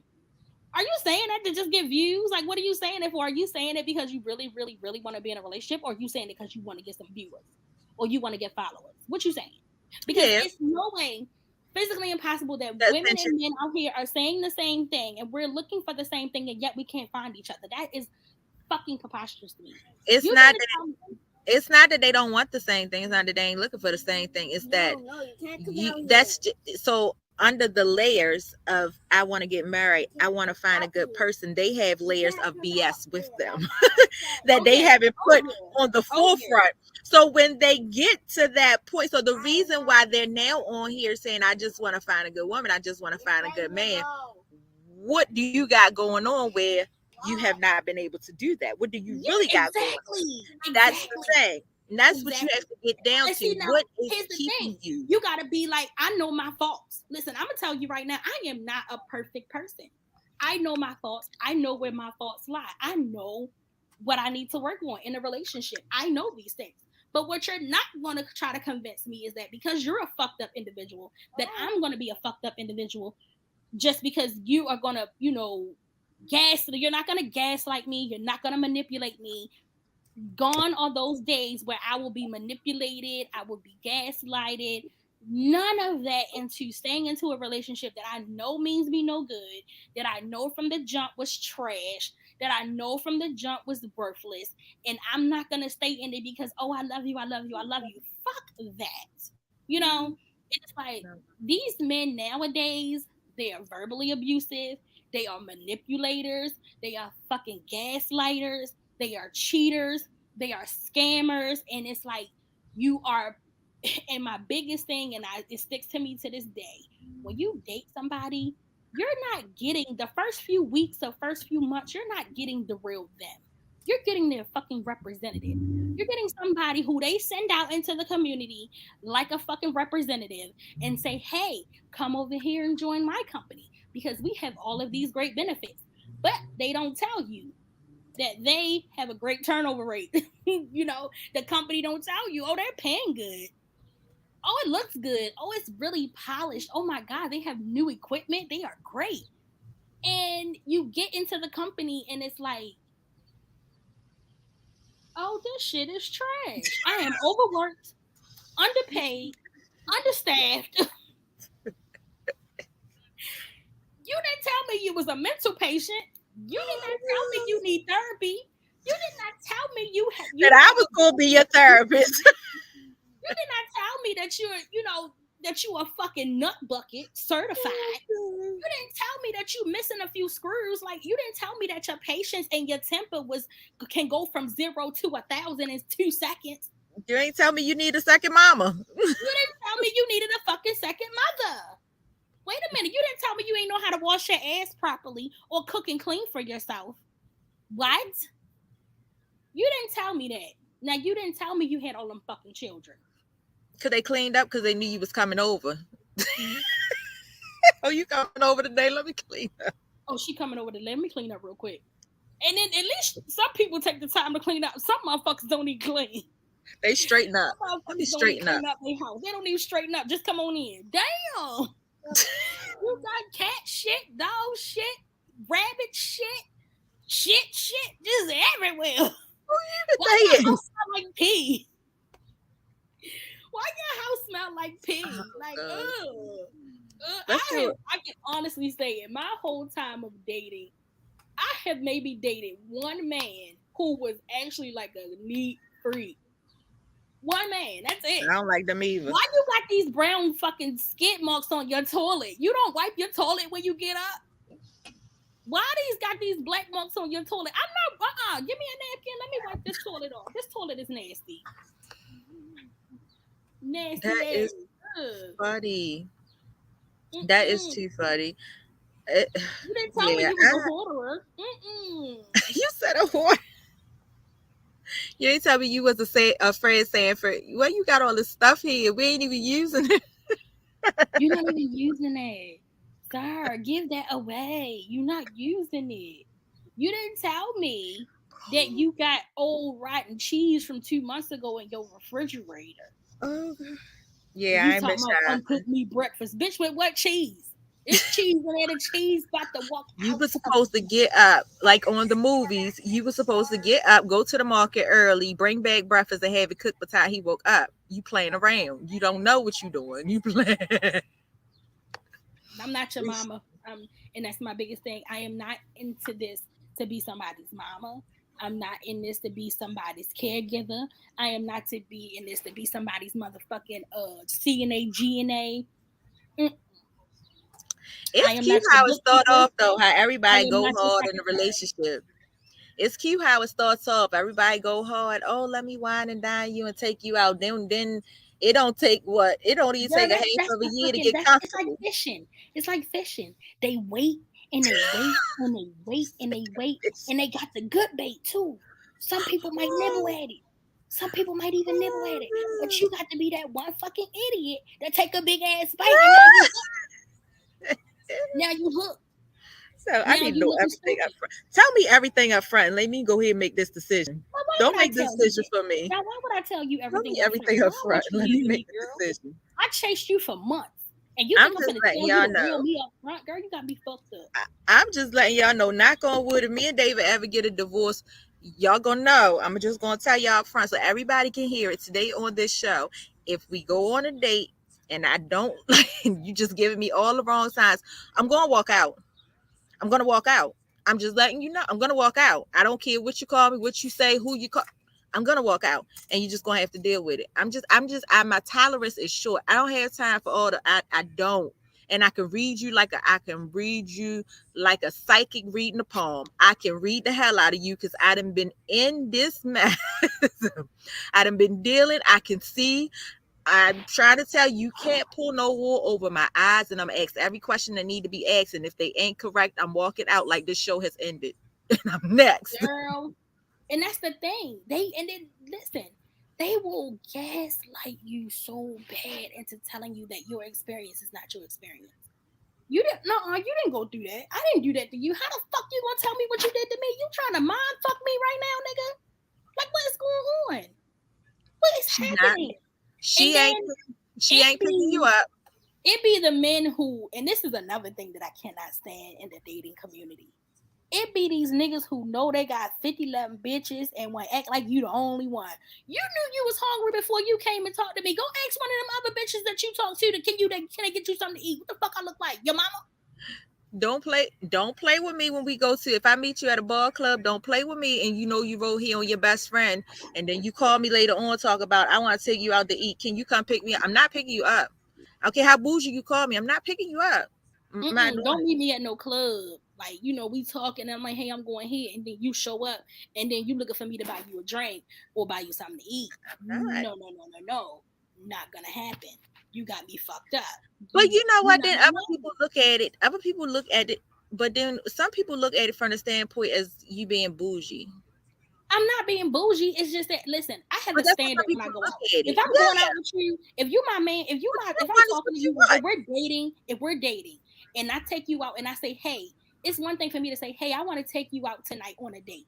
Let me do that. Let me come up with that. But these men have no coof about themselves now. They come out, they looking for you. Can you buy me a drink? What the fuck I look like buying you a drink, nigga? They looking at you, standing around, trying to get you to get them something to eat, trying to get you to get them a drink. You listen, we done been out 2 times and you ain't offered to buy me nothing that one time. Now look, I'm not expecting you to pay my way in no club. I'm not expecting you to pay my way anywhere. But at least say, hey, let me get the first round of drinks. At least say, hey, I got the next round. If I buy you a shot, say, hey, next round on me.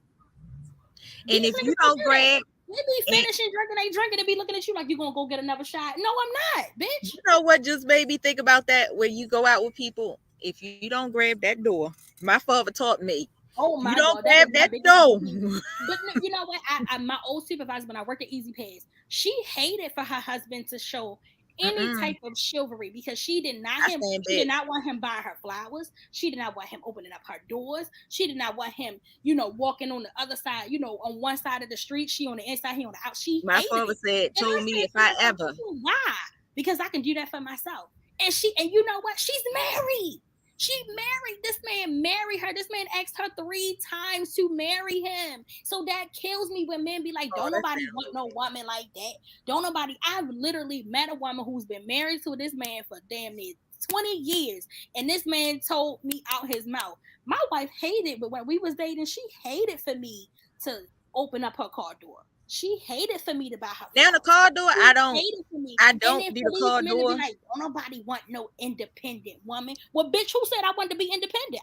I'm a damsel in distress now. See, now with me, okay, so let me explain with me.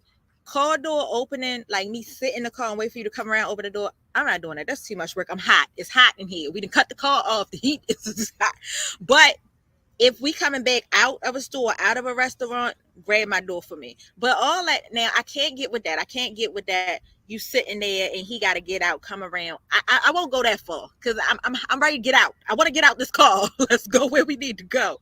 But yeah, when we coming out and we out, we out of the store, we outside. When we come out, yeah, my husband, yeah, he'll grab the door. He'll unlock the door and he'll grab the door for me.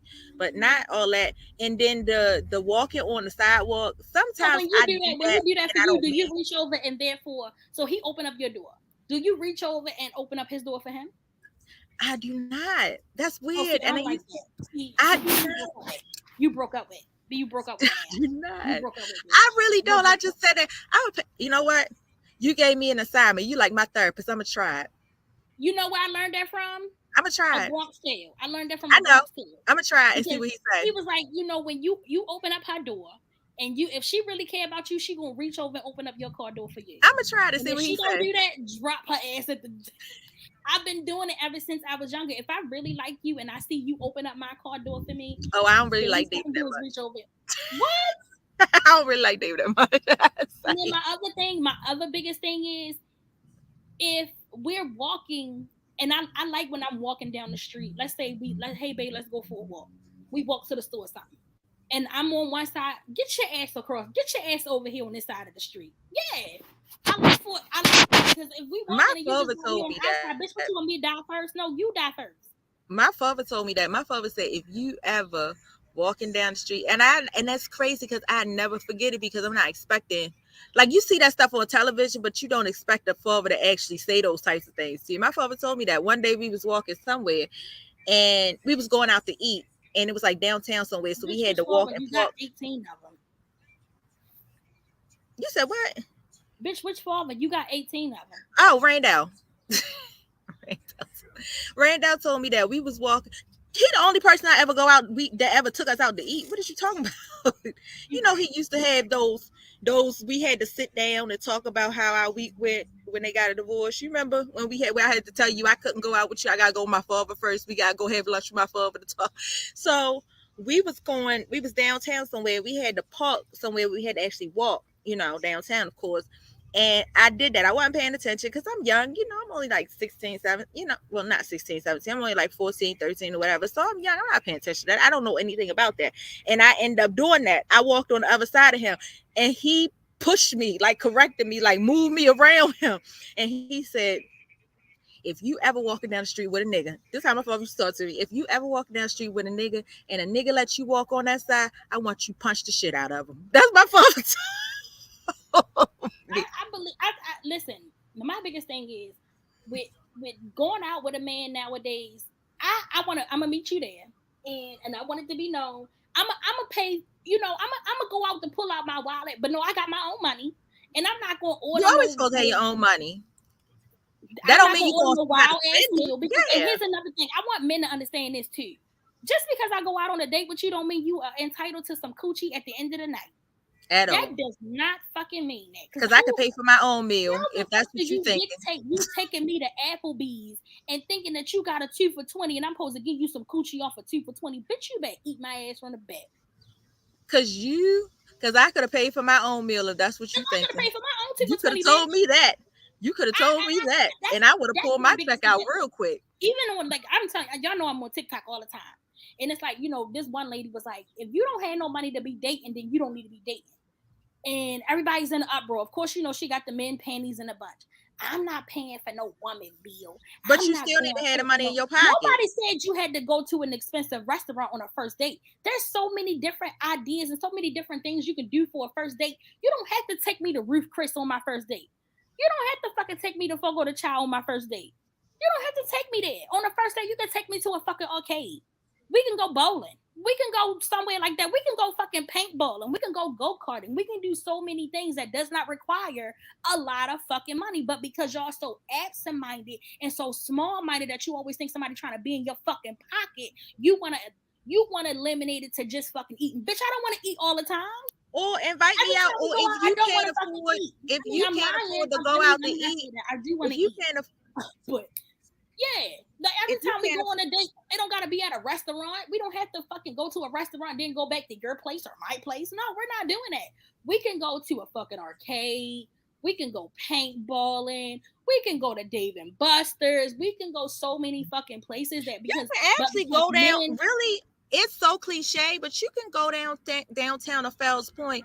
Go inside downtown in the harbor where they still have like the little cheap plate. Remember where we used to eat at the Chinese places Yeah, and we can stuff? go any fucking Go in where. there and sit down and eat, and then walk around. That's Be still a date. creative. Use your That's mind. still a date, Have a and late you're not night spending a picnic. lot of money. Let's have a late night picnic.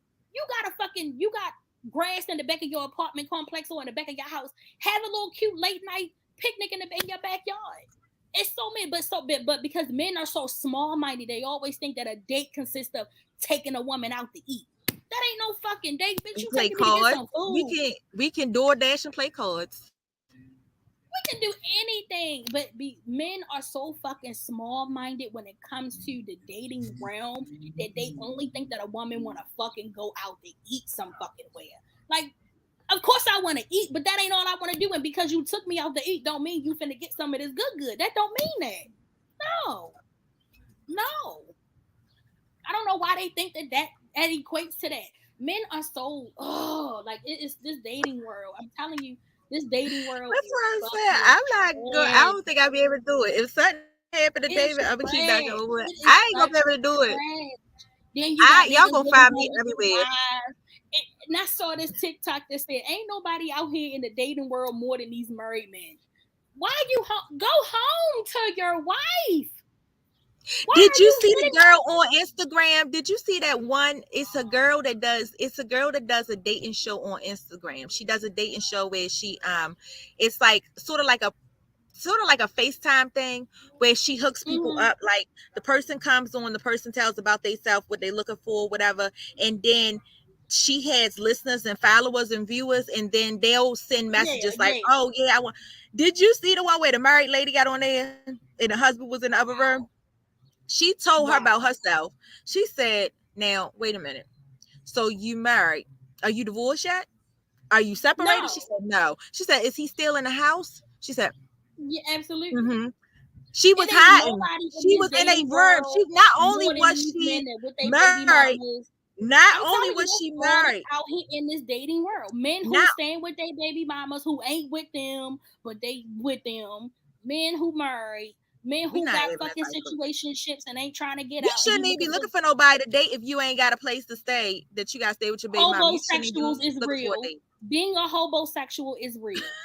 Homosexuals are real out here, and y'all gotta watch these signs. You should not even be looking for a date. You should not be looking to date anybody if you stand with your baby mama and you can't find a place to stay on your own. You should not even be looking. That should not be. That means you know what that tells me. You know what that tells me. That tells me that that's already a red flag. That means you ain't got your priorities straight.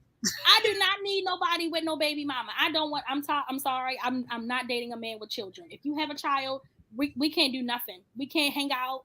We can't go nowhere. We can't talk. We can't do anything. I'm sorry. I can accept that. You know why? Because your child is grown, so nobody really got to take care or see your child. I don't want no man with no kids. I don't want no man with no kids. See that. I can see that because your child is grown, so it ain't like they got to take responsibility or meet your child or anything like that. Your child is grown. Your son 8. Oh, stink. I can't do nothing with you. Can't do nothing with you. I just don't like the baby. I just don't like.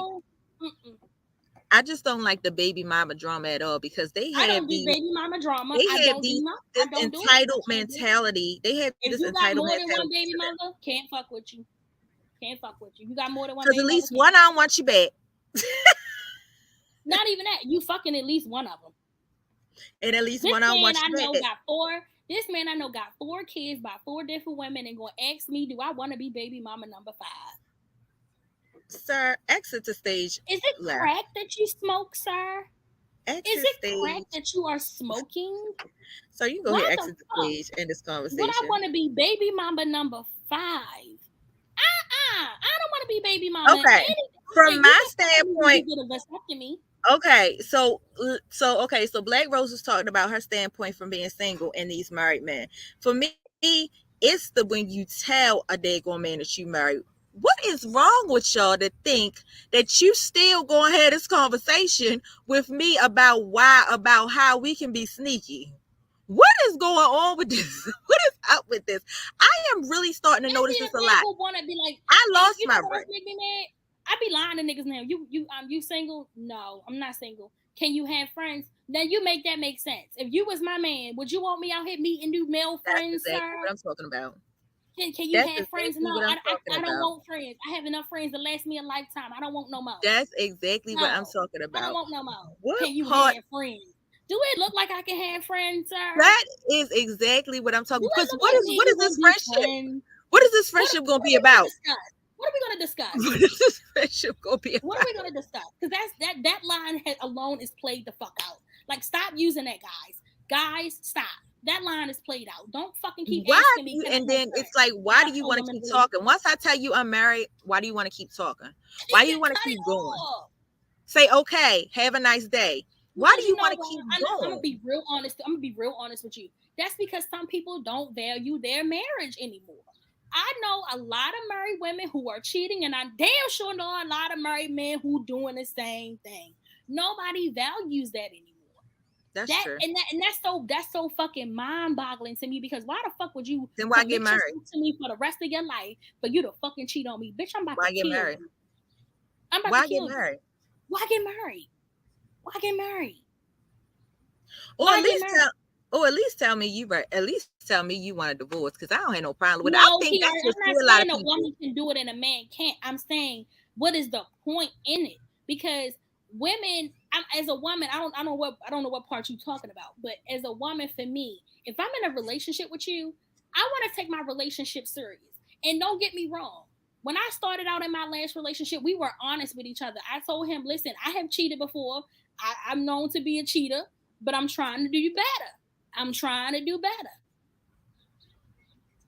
I'm trying to do better, and we were transparent about that. We was transparent. However, it got to the point where my temptations did not outweigh the value and the respect that I had for my relationship. So for me, it's like, if I'm being transparent with you and I'm being open and I'm being honest with you, why the fuck can't you do the same thing to me? Sure. And men need to see, and men need to know that women are not out here anymore twiddling their thumbs, waiting on you niggas to get y'all shit together, waiting on you to decide that I'm the one. Because if I know I'm a good woman and I have my little faults, and that's why they won't tell you the truth. That's why they won't tell you the truth. That's why they won't tell you the truth. That's the thing. Good woman. Y'all niggas don't want a good woman. Y'all want a good footstool. Y'all want a bitch who y'all can step over top of. That's what the fuck. And that's another thing. That's another thing where I think a lot of married people don't want to admit and just say, you know what, this ain't working. Instead of cheating, I'm gonna just go ahead and say, let's get a divorce. Because you get with these, like for me, for instance, or for you, for instance, if you're married and you are headstrong, you a woman, who is headstrong, who's independent, who your husband see you doing your shit, they're not gonna tell you, because it's like, why would I let her go to be with somebody else and be great? Y'all, that's the problem. I need to know what she doing. Y'all 80s for y'all 20s. I need to know what she doing too. You're right, PR. Everybody do fall short, but you're not gonna keep telling me you keep falling short when you falling in somebody else's coochie every other day. Like, come on, it ain't but so many falling shorts that you're doing. Come on, we gotta hold each other accountable. Let's be for real. Don't be in a relationship when a relationship is not for you and a marriage is not for you. Exactly. If you know that you got a whole, this is my thing. If you know you still in love with your ex Keisha, your other ex Shalonda, your other ex Sheree Ray, you go have fun with Sheree Ray and them. Go have fun. But here's my thing. When I'm on that same energy and I'm still talking to my ex and we're not even talking about nothing sexual, you literally see the conversations that we had is about something really more important than that. Don't be all up in your feelings. Don't be all up in your, gonna get your panties in a bunch, baby. We're gonna be on the same energy. Because what you're not gonna do is, and this is what I had to learn for myself, and I'm gonna speak for personal experience. I had to learn that when a nigga told me that he could let go of his exes, he just don't want to let go. That meant to me that I wasn't a motherfucking thing but another pawn in the motherfucking on the fucking chessboard. That's all I was. I was pawn. Them bitches was the king. Your option. I was a fucking pawn. You know what I'm saying? And here's my thing. Y'all gotta stop projecting these wrongdoings on the people who ain't doing you wrong. If you was with that bitch over there and that bitch called, because you creating another hurt person.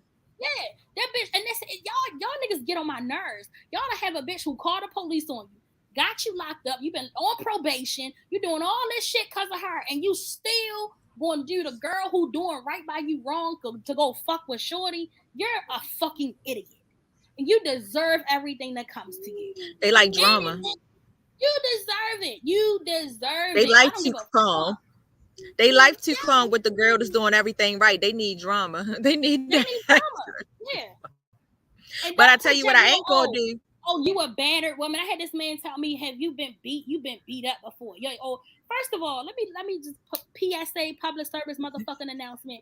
Any nigga who ever dealt with Crystal A. Gatlin, no. If I tried to put my hands on that bitch, it was a problem.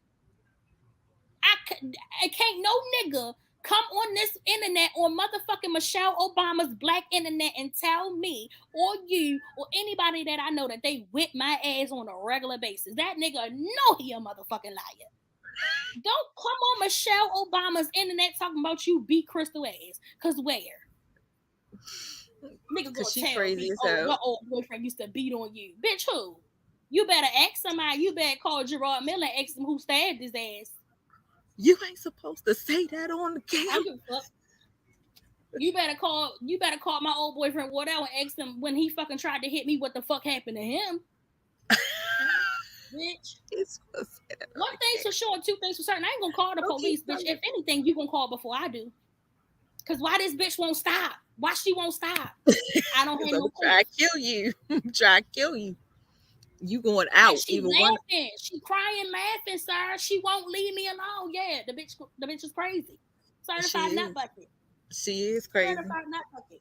Well, at least you calling yourself for what it is. I do have that's what I'm saying. I do have a question though. When I get into a relationship, I'm gonna tell you off the top. I know my faults. I know what I have done wrong, and I know what I will do wrong.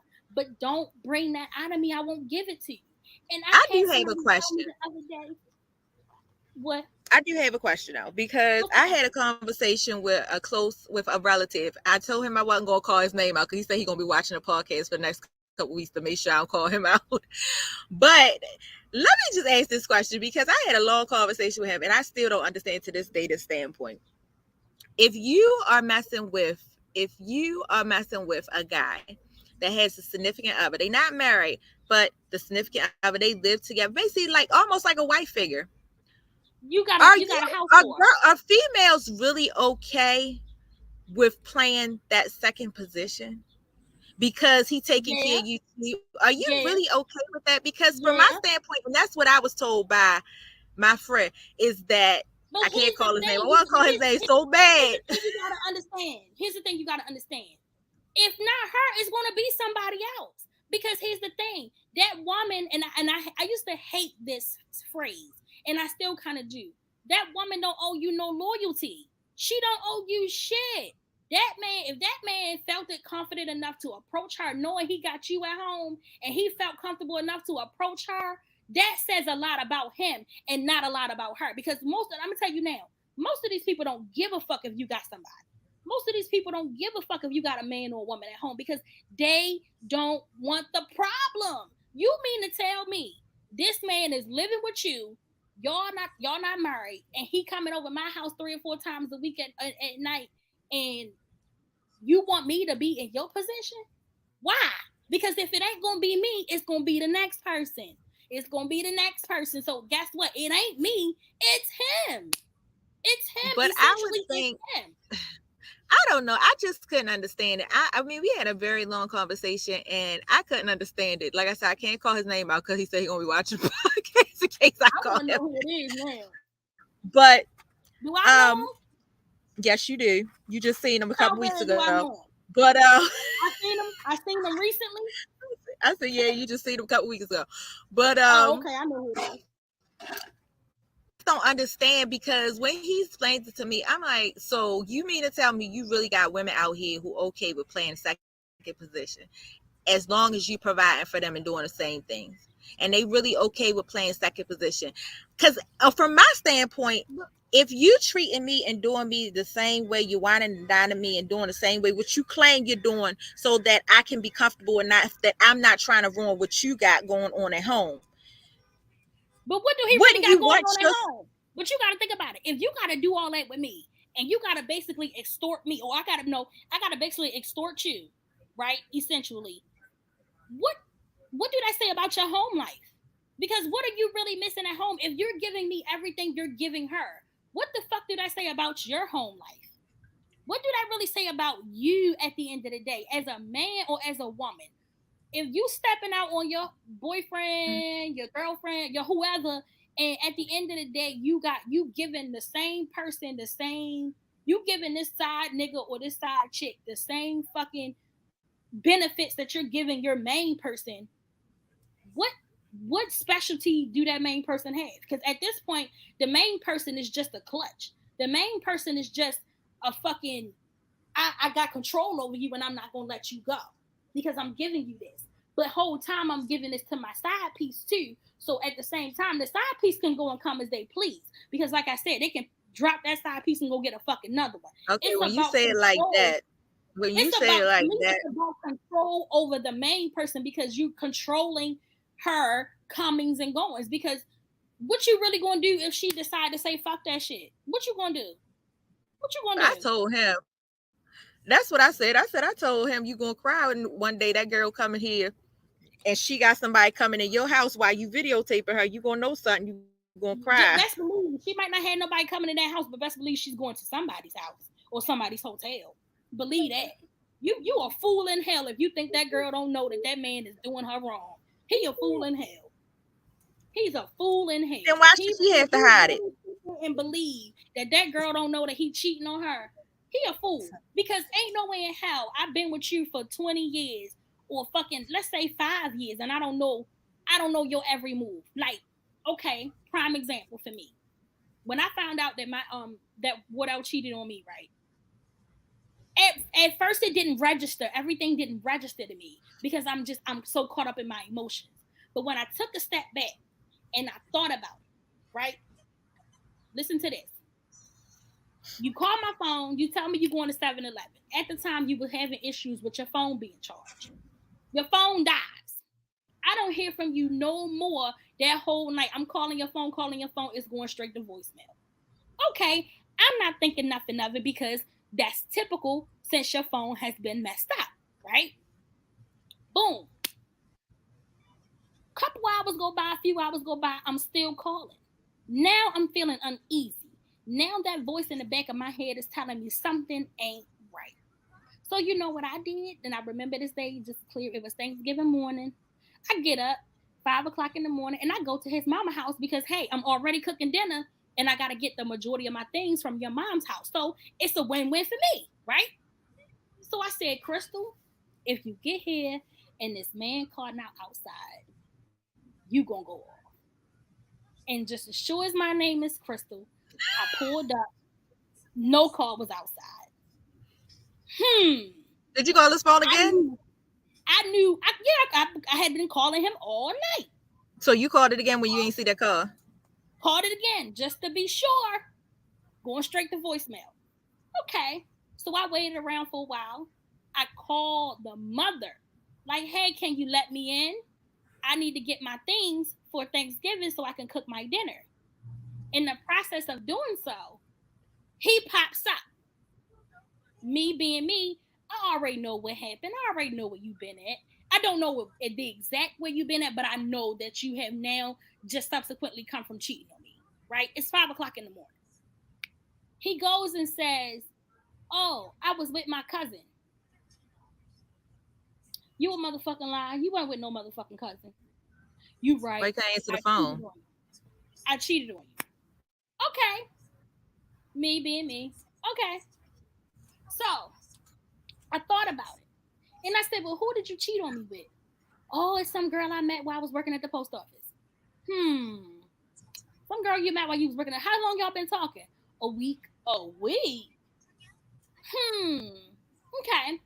But after a while, it dawned on me. I said, you're lying to me because you just met this girl, right? And you went to her house or y'all went wherever. You cannot, I know you. He's been in Baltimore his whole life. This man can't go from A to B without using his GPS. So that to me meant your phone was dead all night. So either A, you did this before, or B, this is somebody you know. And on top of that, if it's somebody you know, that means you know where this person lives. So for me, I canceled out A and went with B and C. Because for me, it was like, you did this before, and you know who this person is. No, I don't know. No, it's not. I promise you. To sum it all up, I was right about B and C. And for me, it was like, I said that to say, you know the person that you're with. I was with this man for 2 years. So I knew he can't do shit without a fucking GPS. He don't know left to right to left, turn around, come back, and then go back. He don't know how to do that. So I knew that it meant that, hey, you know this person and you've been to this person's house before. You get what I'm saying? So it was like, okay, I know your patterns. I know you. So for me, it was like, you've done this before. You've met this person somewhere before, and you know this person because your phone was dead all night. You cannot get from A to B without your GPS. You don't have no other backup. So you knew. So I said that to say if he think that this girl don't know that he's cheating on her, he's a fucking fool in hell. He's a fool in hell. Either she know and don't give a fuck, or she know and she's doing her too. But it's funny though, because when I act, it's funny though. His was funny for me. When I said something, when that girl come up and she be with somebody else, and you mess around and find out she doing the same thing you doing to her, you know we gonna sit there and say, I'm gonna break up with her. Man, I'd be so hurt. Yeah. No, he said I'd be so hurt. He gonna be so hurt. So why keep doing what you doing? Because I can do so why this. This is about men. This is what I have learned about men over 2 years dealing with this one man. It is okay for me to do this. It is not okay for you. And I want to make that very clear. That is the manipulation part about men that I refuse to settle for. It is okay for me, but it's not okay for you. Because what's good for the goose is not good for the gander. Okay?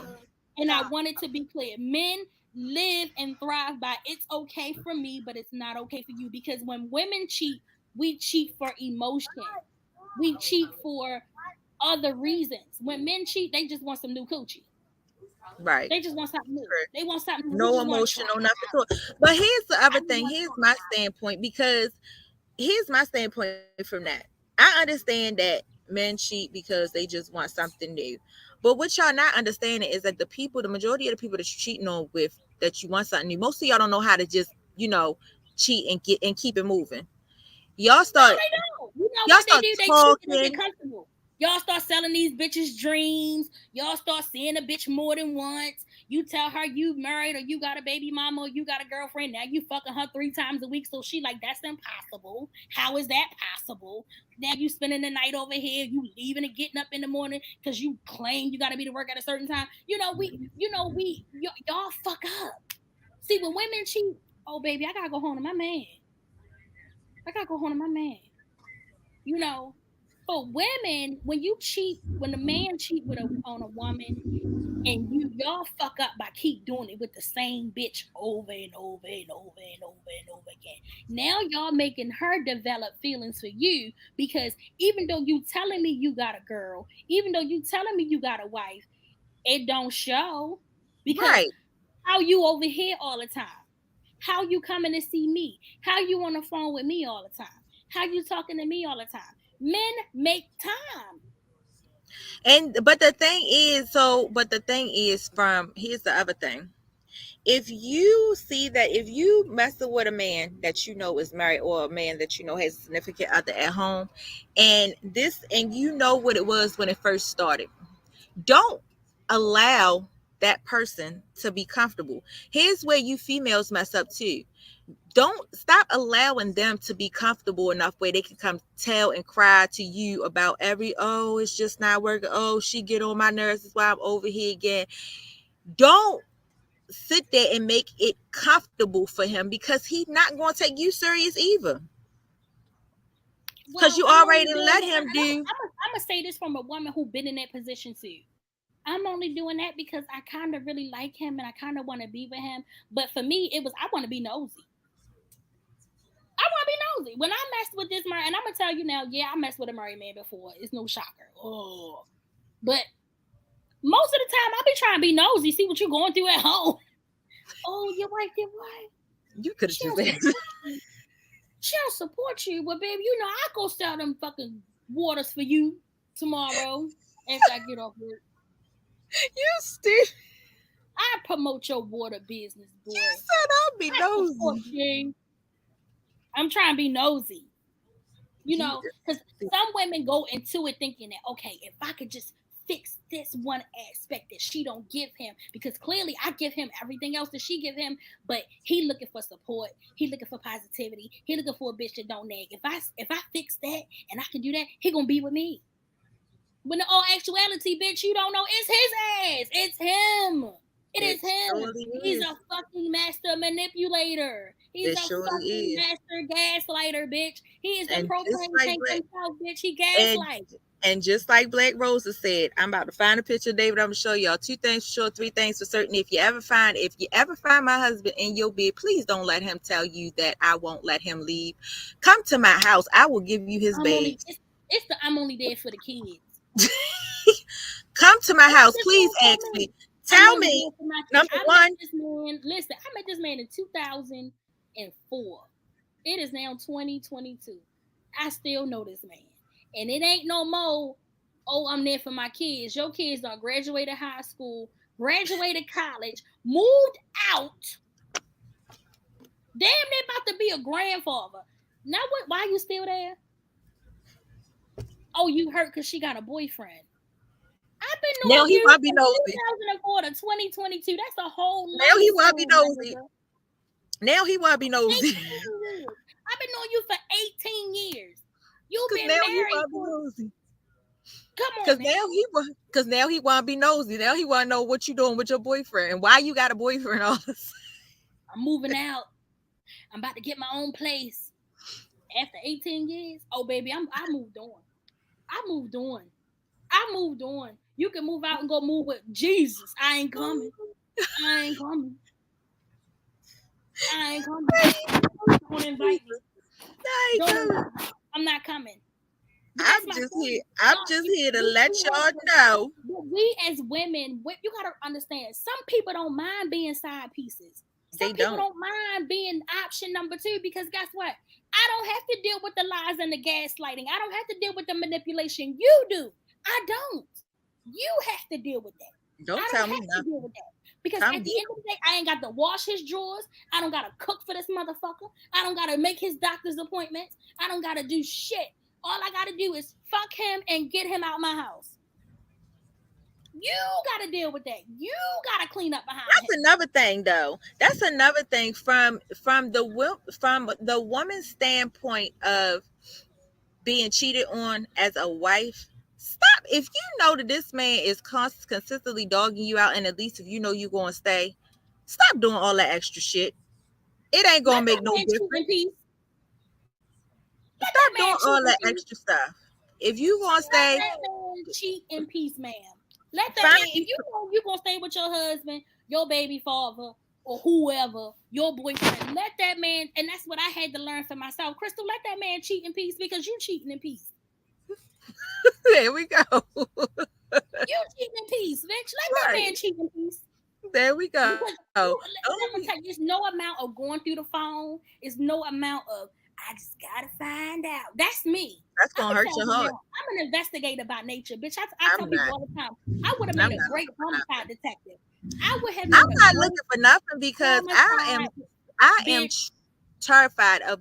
I might kill you, not because I'm hurt, not because you hurt, not because I'm hurt, not because I'm crying because you hurt my feelings. I'm gonna kill you because I feel like you just played in my face. I'm going to kill you because I feel like you played in my face. It's not because my heart hurt. It's not because I'm jealous. I don't understand how men. I ain't even gonna say men. Well, I'm gonna say men because I'm a woman. I don't deal with no fucking women.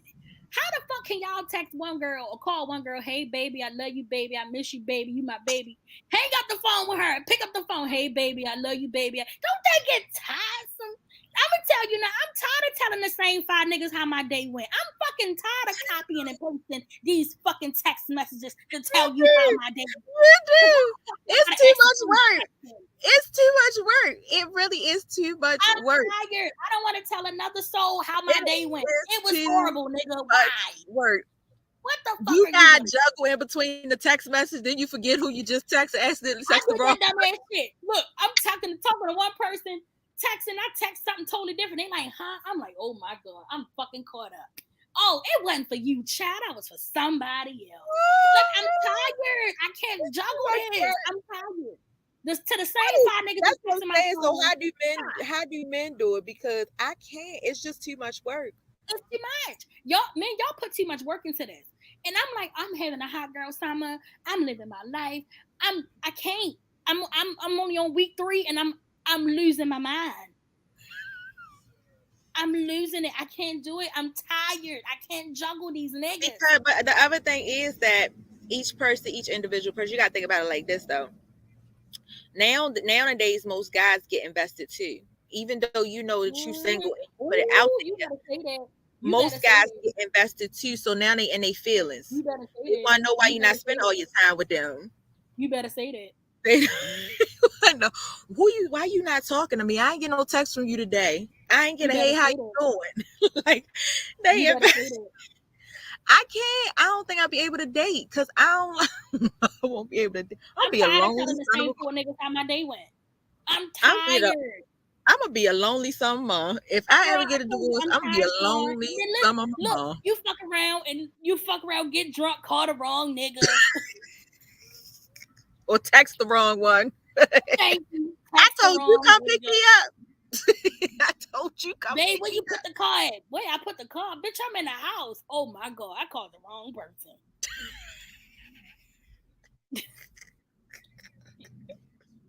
Where you at? I'm sitting on the corner. Bitch, I told you I was in the house. I'm at work. Bitch. Like, you fuck around, text the wrong nigga. You call the wrong nigga. You done told the wrong nigga the right thing. Oh, God. Stop laughing. You got to narrow it down. You got to narrow it down to, okay, this is the pick. Look, this is the call. This is the pick you up, nigga. You got to put in parentheses which one he is. This is the call. I got 1 through 5. I got 1 through 5. Well, now I'm on 1 through 4 because this is the daytime nigga. This is the daytime nigga. This is the nighttime nigga.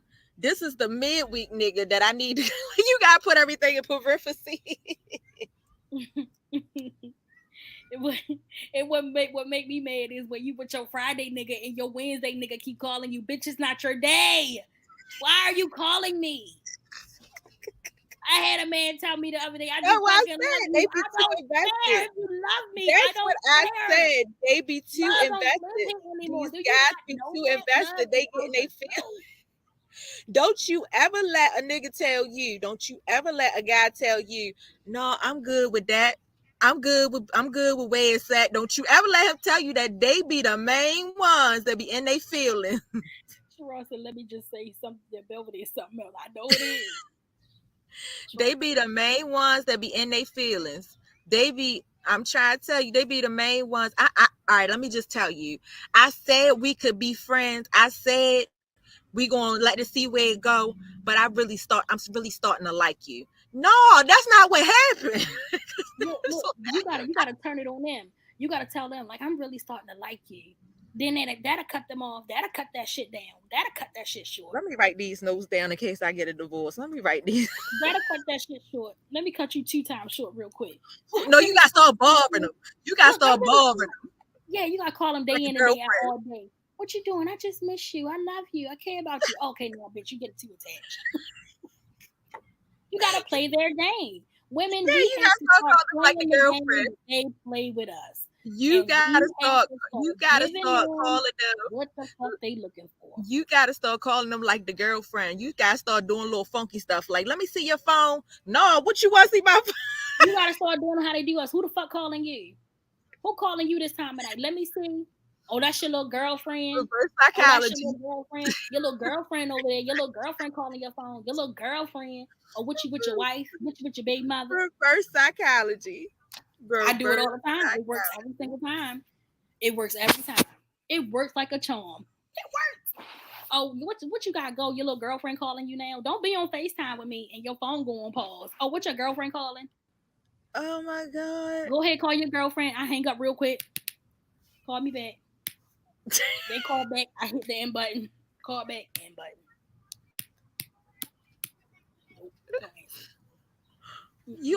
I think you are a hurt woman. I'm starting to think you are very hurt and bad. I'm keeping energy all 20. Sure, I don't give a fuck attitude. I don't think he gonna like nothing about it. I don't even like nothing about it. That's all I'm doing. That's what I gotta add. This is what you call your attitude. I got options attitude. You got that? I got options attitude. That should be your next tattoo. I got options. I have options. What does that mean? What does that means tattoo? remember the multiple choice. Remember the multiple choice test you used to take in high school? A, B, C, D, E. I got options. The multiple choice test. That's all this is. It's nothing else. Multiple choice. You gotta start giving these men what they give us. And I'm telling y'all, ladies, when we start doing them how they do us, watch how shit change. Watch how it change. And men can't try to take you down the altar. They cannot handle when a woman does not cater to their bullshit. They gonna try to take you down the altar. No, because what's she doing this for? We need to get married. Because what's she doing this for? They gonna start. That's right, Sharon. Hot girl summer with options. Add one more fire because there's one more option to that. We got 1, 2, 3 fire. Put one more up there so we can have another option. You know what? I'm gonna put 4 or 5 different emojis because that's the option. There you go. Option. Do the ABC option. Do multiple. A, B, C, E is all of them. E all of them. You know how you got A so and so, B so and so, C so and so, D so and so, E all of them are none of the above. E is none of the above. E stands for none of the above. Fuck them. Anyway, y'all. Well, thank you guys for tuning in. As usual, thank you guys for we gotta continue this conversation together because you stupid. We gotta have this dating forum. We have to, because I'm being for real. Now I'm back on being for real. We gotta have this dating forum because there's no way that we are all in the community looking for somebody or looking for what we're looking for or wanting. I'm not gonna say looking, wanting what we're wanting and can't find it, especially when there's other people who are like-minded out here in this community. Are we? And here could be a question. Are we not broadening our horizons? Are we not looking outside of our race? True. Are we not looking outside of our race? Because I'm so stuck on wanting a strong black king. I'm so stuck on wanting a strong black king. But it looking like white is right. It's giving Asian persuasion. I don't discriminate outside. I don't discriminate outside of my race except for Africans. I'm sorry, I can't date an African. And Nate, that's what I'm doing. We got to bring awareness to ain't shit women too. Women ain't shit. Women ain't shit. I said that. I think I did earlier. You missed it. I talked about the ain't shit women, but I can't deal with the ain't shit women because I ain't no ain't shit woman. But hold on, I'ma hold us accountable when it comes to being mothers and being motherly figures and being positive influences out here within our families and our households. I can bring awareness to that. But as far as bringing awareness to an ain't shit woman when it comes to dating, I don't know what it's like to date an ain't shit woman because I ain't no ain't shit woman. Well, ain't shit women give birth and raise ain't shit men. That's true. That is and your ain't shit ass mama and her fucking ain't shit ass son and his deadbeat ass. Because deadbeat daddies got deadbeat mamas. That is definitely true. Your deadbeat ass grandma home. Fuck you.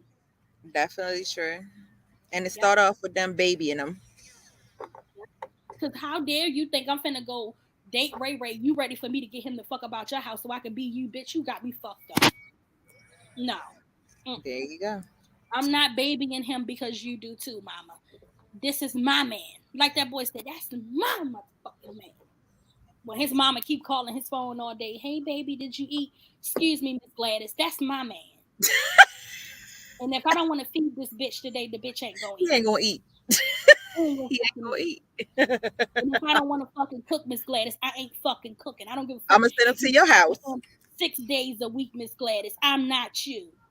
I'm going to send him to your house. He can eat. What you cook? Go to your mama house, bitch. He can eat. What you cook? My mama made me pot roast, macaroni and cheese, mashed potatoes on a Tuesday. That's because Miss Gladys ain't had no fucking. I hate them. Ain't you got a wife? Ain't you got a girlfriend that can cook? No, you want to baby him? I'm sending him back to you. Ain't he got money to go to the motherfucking Subway? Ain't he got money to go to Wendy's? Because how dare you expect for me to be working a 9 to 5 and then come home to cook and clean for you, get our children together, do this, do that, and then lay down in the bed and have sex with you at night? Bitch, I'm tired. A lot of men So don't you want understand me? that. So this is the problem I have with men. You want me to go to work, right?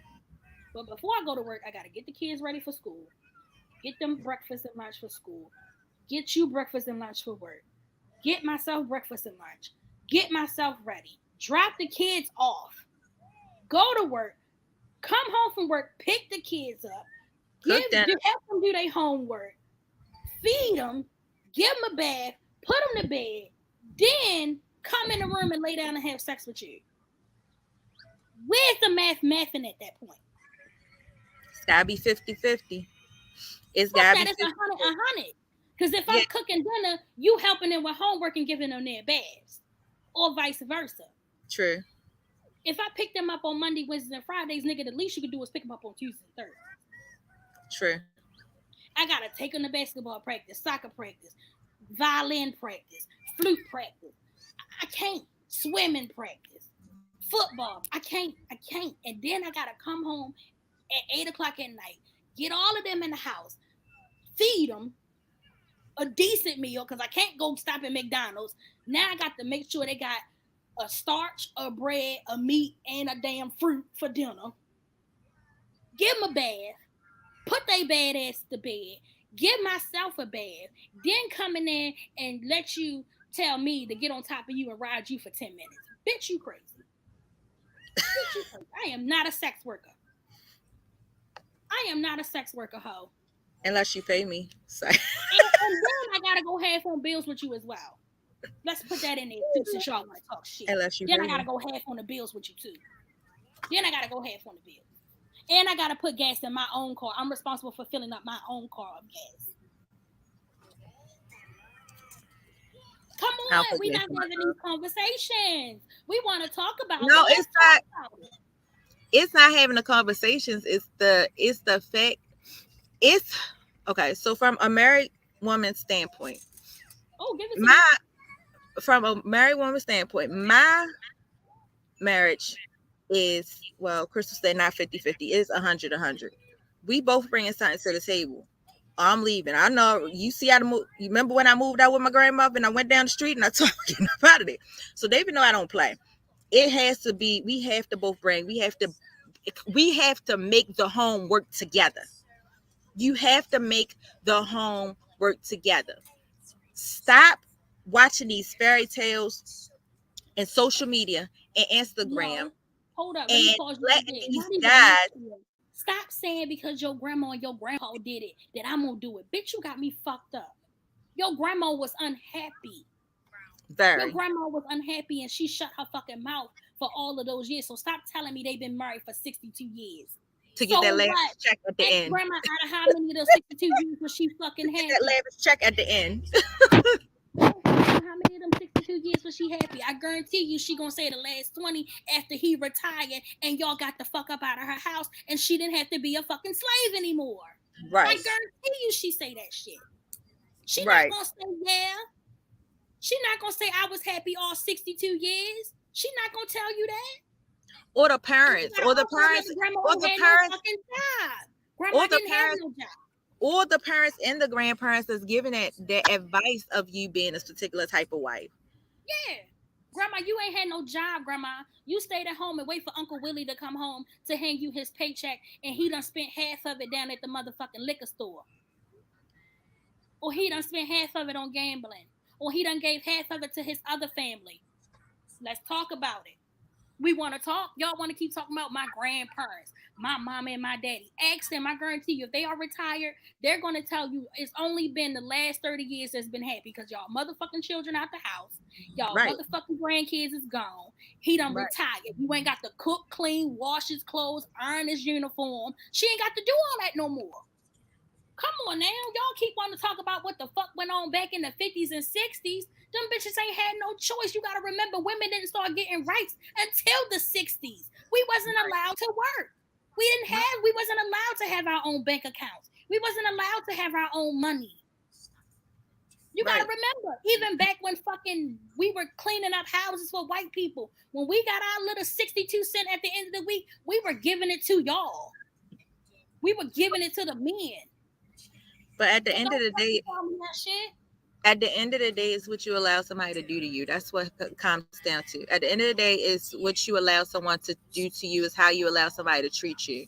You can't just sit there and complain about, oh, I have to do this, I have to do that, I have to do Do this, but what you're works still for doing you. it. Do what makes you happy. I don't give a fuck what can I bring to your table? I have my own table, so I don't need to sit at yours. I can bring my table and sit it beside yours and show you the feast that I will be eating while you're over there barely making it. Let's talk about it. True. You want to talk shit? You want to run your mouth? Come on, don't ask me what the fuck I bring to the table, nigga. Who asked that question anyway? Because if you got it all figured out, what the fuck do you need me for? What You got it figured out.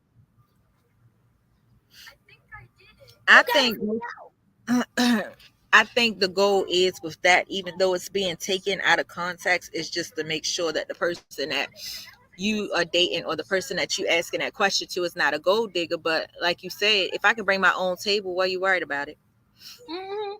And it be the men who know what you have to offer that have the fucking audacity to even ask you that question. You see me over here maintaining my own household. You see me over here maintaining my own life, my own lifestyle. I don't ask you for shit. I get my nails, my hair, my everything done by myself. Now I don't come and ask you with my fucking hand out. I don't. You ask a bitch like that what she brings to the table. But if you constantly saying, "Oh, where you at? I'm at the nail shop. Oh, I'm at the hair shop," and she didn't ask you for $1 or a dime, don't ask no woman like that what she brings to the table. She can clearly fend for herself. Now, that does not go to say that she doesn't want your help or would not require your help. That's just saying, I want to let you know that with or without you, I'm gonna be good regardless. But y'all don't want them kind of women. Y'all want a gold digging bitch so that y'all can have some shit to talk about. Y'all want the gold diggers. Y'all want the bitches who got their hand out, who gimme. Y'all want the gimmies. Because clearly with the girls who out here doing their own thing, y'all don't give them shit. Drama. They say a closed mouth don't get fed, well, open mouth don't either. Or open mouth don't either. Y'all niggas don't want to feed nobody, but y'all want somebody to feed y'all. You can't dig into my spirit. I'm really finna get deep into this shit because I had a nigga ask me that question and I'm like, well, fuck you, nigga, because what can you do for me? I maintain my own household like you do. What's the difference? Because you bought your house and I'm renting mine? That's the only difference, nigga. It ain't really yours until you pay that bitch off. You owe the bank. That's another thing. You home on, like you guys that buy your own home, stop using that as a leeway over time. Oh, I own my house and the bank owned it, bitch, because if you miss a payment, it's going to foreclosure. Let's talk about it. Like, come on now. Like, it makes me mad because you see these women out here who are doing their damn thing, who is not requiring even a lot from you niggas, and the bare minimum, y'all don't even want to give that. Y'all don't even want to give her the bare minimum. So I would much rather see my girl out here working every 2 weeks. If she gonna get her nails done, oh shit. Let me throw her a couple, baby. What's your cash app? Let me throw you a couple dollars.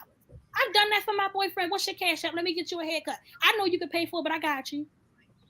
But is the same thing reciprocated? No, y'all niggas don't like reciprocity. Y'all don't give reciprocity. Y'all don't give that. Y'all want a bitch to give, and y'all give the bare minimum. Right. We are not going for that no more. We are not going for it. No. That shit is dead. I'm not your mama and I'm not your motherfucking grandma neither, nigga. No. Right. The bare minimum is over for me. I'm not allowing nobody to give me the bare minimum because I'm not no bare minimum ass bitch. True. I'm just saying.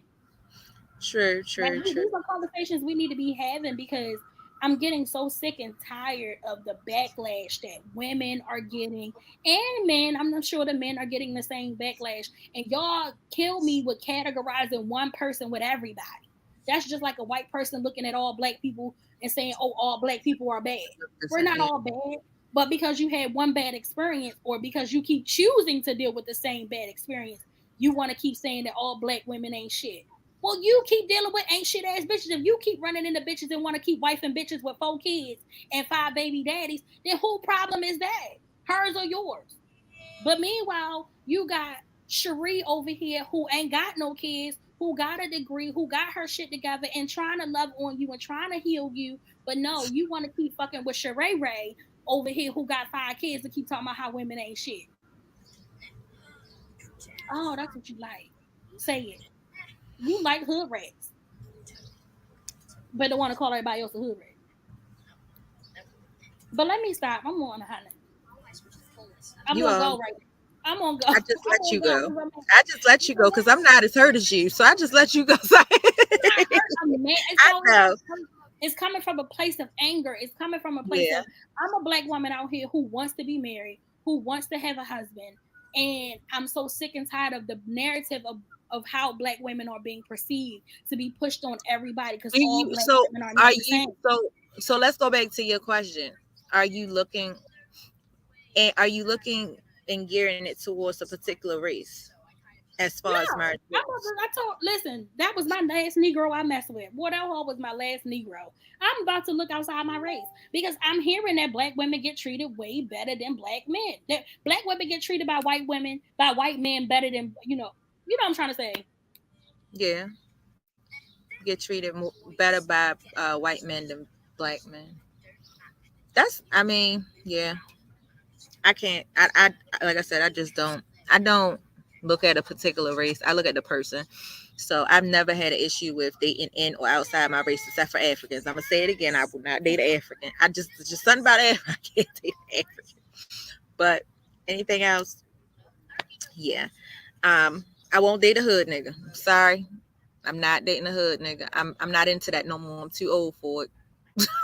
I'm not into Okay, I'm I'm not not dating no hood into nigga. You selling drugs, baby? Get the fuck out my face. yeah, It's I'm not. not into that. It ain't cute. It ain't That cute. ain't cute. But anyways, y'all, thank you so much for tuning in to I Am She. Like I tried before Crystal went on a rage. Don't forget to like, subscribe, and share. As always, Uh huh. if you want to become a sponsor for I Am She, still always looking for sponsors so we can get these different seminars and the dating forum and things like that. So we're always looking for sponsors. So if you would like to become a sponsor of I Am She, don't forget you can hit us up either at I Am She on Instagram, social or Facebook, or at I Am She is no, I'm sorry, podcast I Am She at Mm-hmm. gmail.com. And we are always still looking for people. If you're looking to advertise your business, your company, if you cut the lawn, if you do eyelashes, if you make eyelashes, if you sell ponytails, hit us up and we can advertise your business for you. And with that being said, you got anything else? Oh, your she retreat. I Am She Retreat is still on and popping, guys. If you know anybody who would like to benefit from it, it is an all women's retreat from Friday to Monday. Hit my DM or email us, and I will give you more details as to what to do to become a participant, or possibly you can share the flyer. I'm going to try to Nate going to help me revamp a lot of the details of the flyer because I know a lot of black people don't want to do no extra work. So, with that being said, you can email me personally at I.Am.She Podcast. IamShe.podcast21 at gmail.com. I'll post that again. And you guys can email me or call me about details on the retreat that I will be giving. So I would love, love, love, love, love to have a lot of people, but unfortunately I can't because a lot of this shit's gonna come out of my pocket. So, with that being said, if you know any woman who is really serious about healing and about pushing the narrative of creating and becoming a stronger black woman, then hit me up. I'm here. This retreat is going to be something powerful. We're going to come out of this with more knowledge, more resources, and more information than we went in with. So, yeah, the retreat is going to be on one. Wait for it. No negativity. That being said, what'd you say? I said no negativity. No negative. No negativity. No negativity. No negativity. We're looking to do big and better things. We're looking to be bigger and better people coming into 2023. And we're going to have better goals Great. and we're going to work on We're our gonna mental be health. great. And I'm going to look to do one for the men too, because I know that men are suffering from a lot of mental health issues. And as black in the black community, we don't think that our men can deal with mental health, but we have to, if we want these men to be the strong black leaders that we want them to be, we have to focus on their mental health as well. So guys, I'm not excluding you guys neither. I want to do the women first, and then I'm going to do the bigger piece, which is the men too. So look forward to the men's retreat coming. And I'm going to try to do it big for the men too. I want them to be healed. I want them to be strengthened, because if we want you guys to be providers and leaders like y'all say y'all want to be, we got to hold y'all accountable, and that starts with y'all mental health. That starts with your mental health. So guys, I got something coming for y'all too. For the fellas, I got something coming for y'all too. Because I definitely want me a strong black man, and I don't need you out here with fucking nut bucket tendencies and you trying to be my fucking leader of the family, because that ain't gonna work. You ain't gonna do me to hell. She ain't finna treat you like no baby, like your mama did. Ain't gonna treat you like no baby neither. We gonna hold you accountable, just like I'm holding black women accountable. I'm gonna hold the black men accountable as well. And I need you to come with an open mind and an open heart to want to share and talk about the things that are plaguing you, that you feel like you need to get off your chest, man. Y'all gotta come out too. Y'all gotta come out and support too. Absolutely. With that being said, thank you for tuning in as usual. We'll see you guys next week. If Nate can log off. If he so much chooses to. But tomorrow's my birthday. Why you ain't start off with that? Because you started talking. Shut up. But tomorrow is your girl birthday, the big So I'm not gonna tell you how old I am. But she about to be 38. First of all, I'll be 37. You're the one closer to 40 than me. Shut up. I'm only pushing 37. I have 3 years. You have 2. No, 1.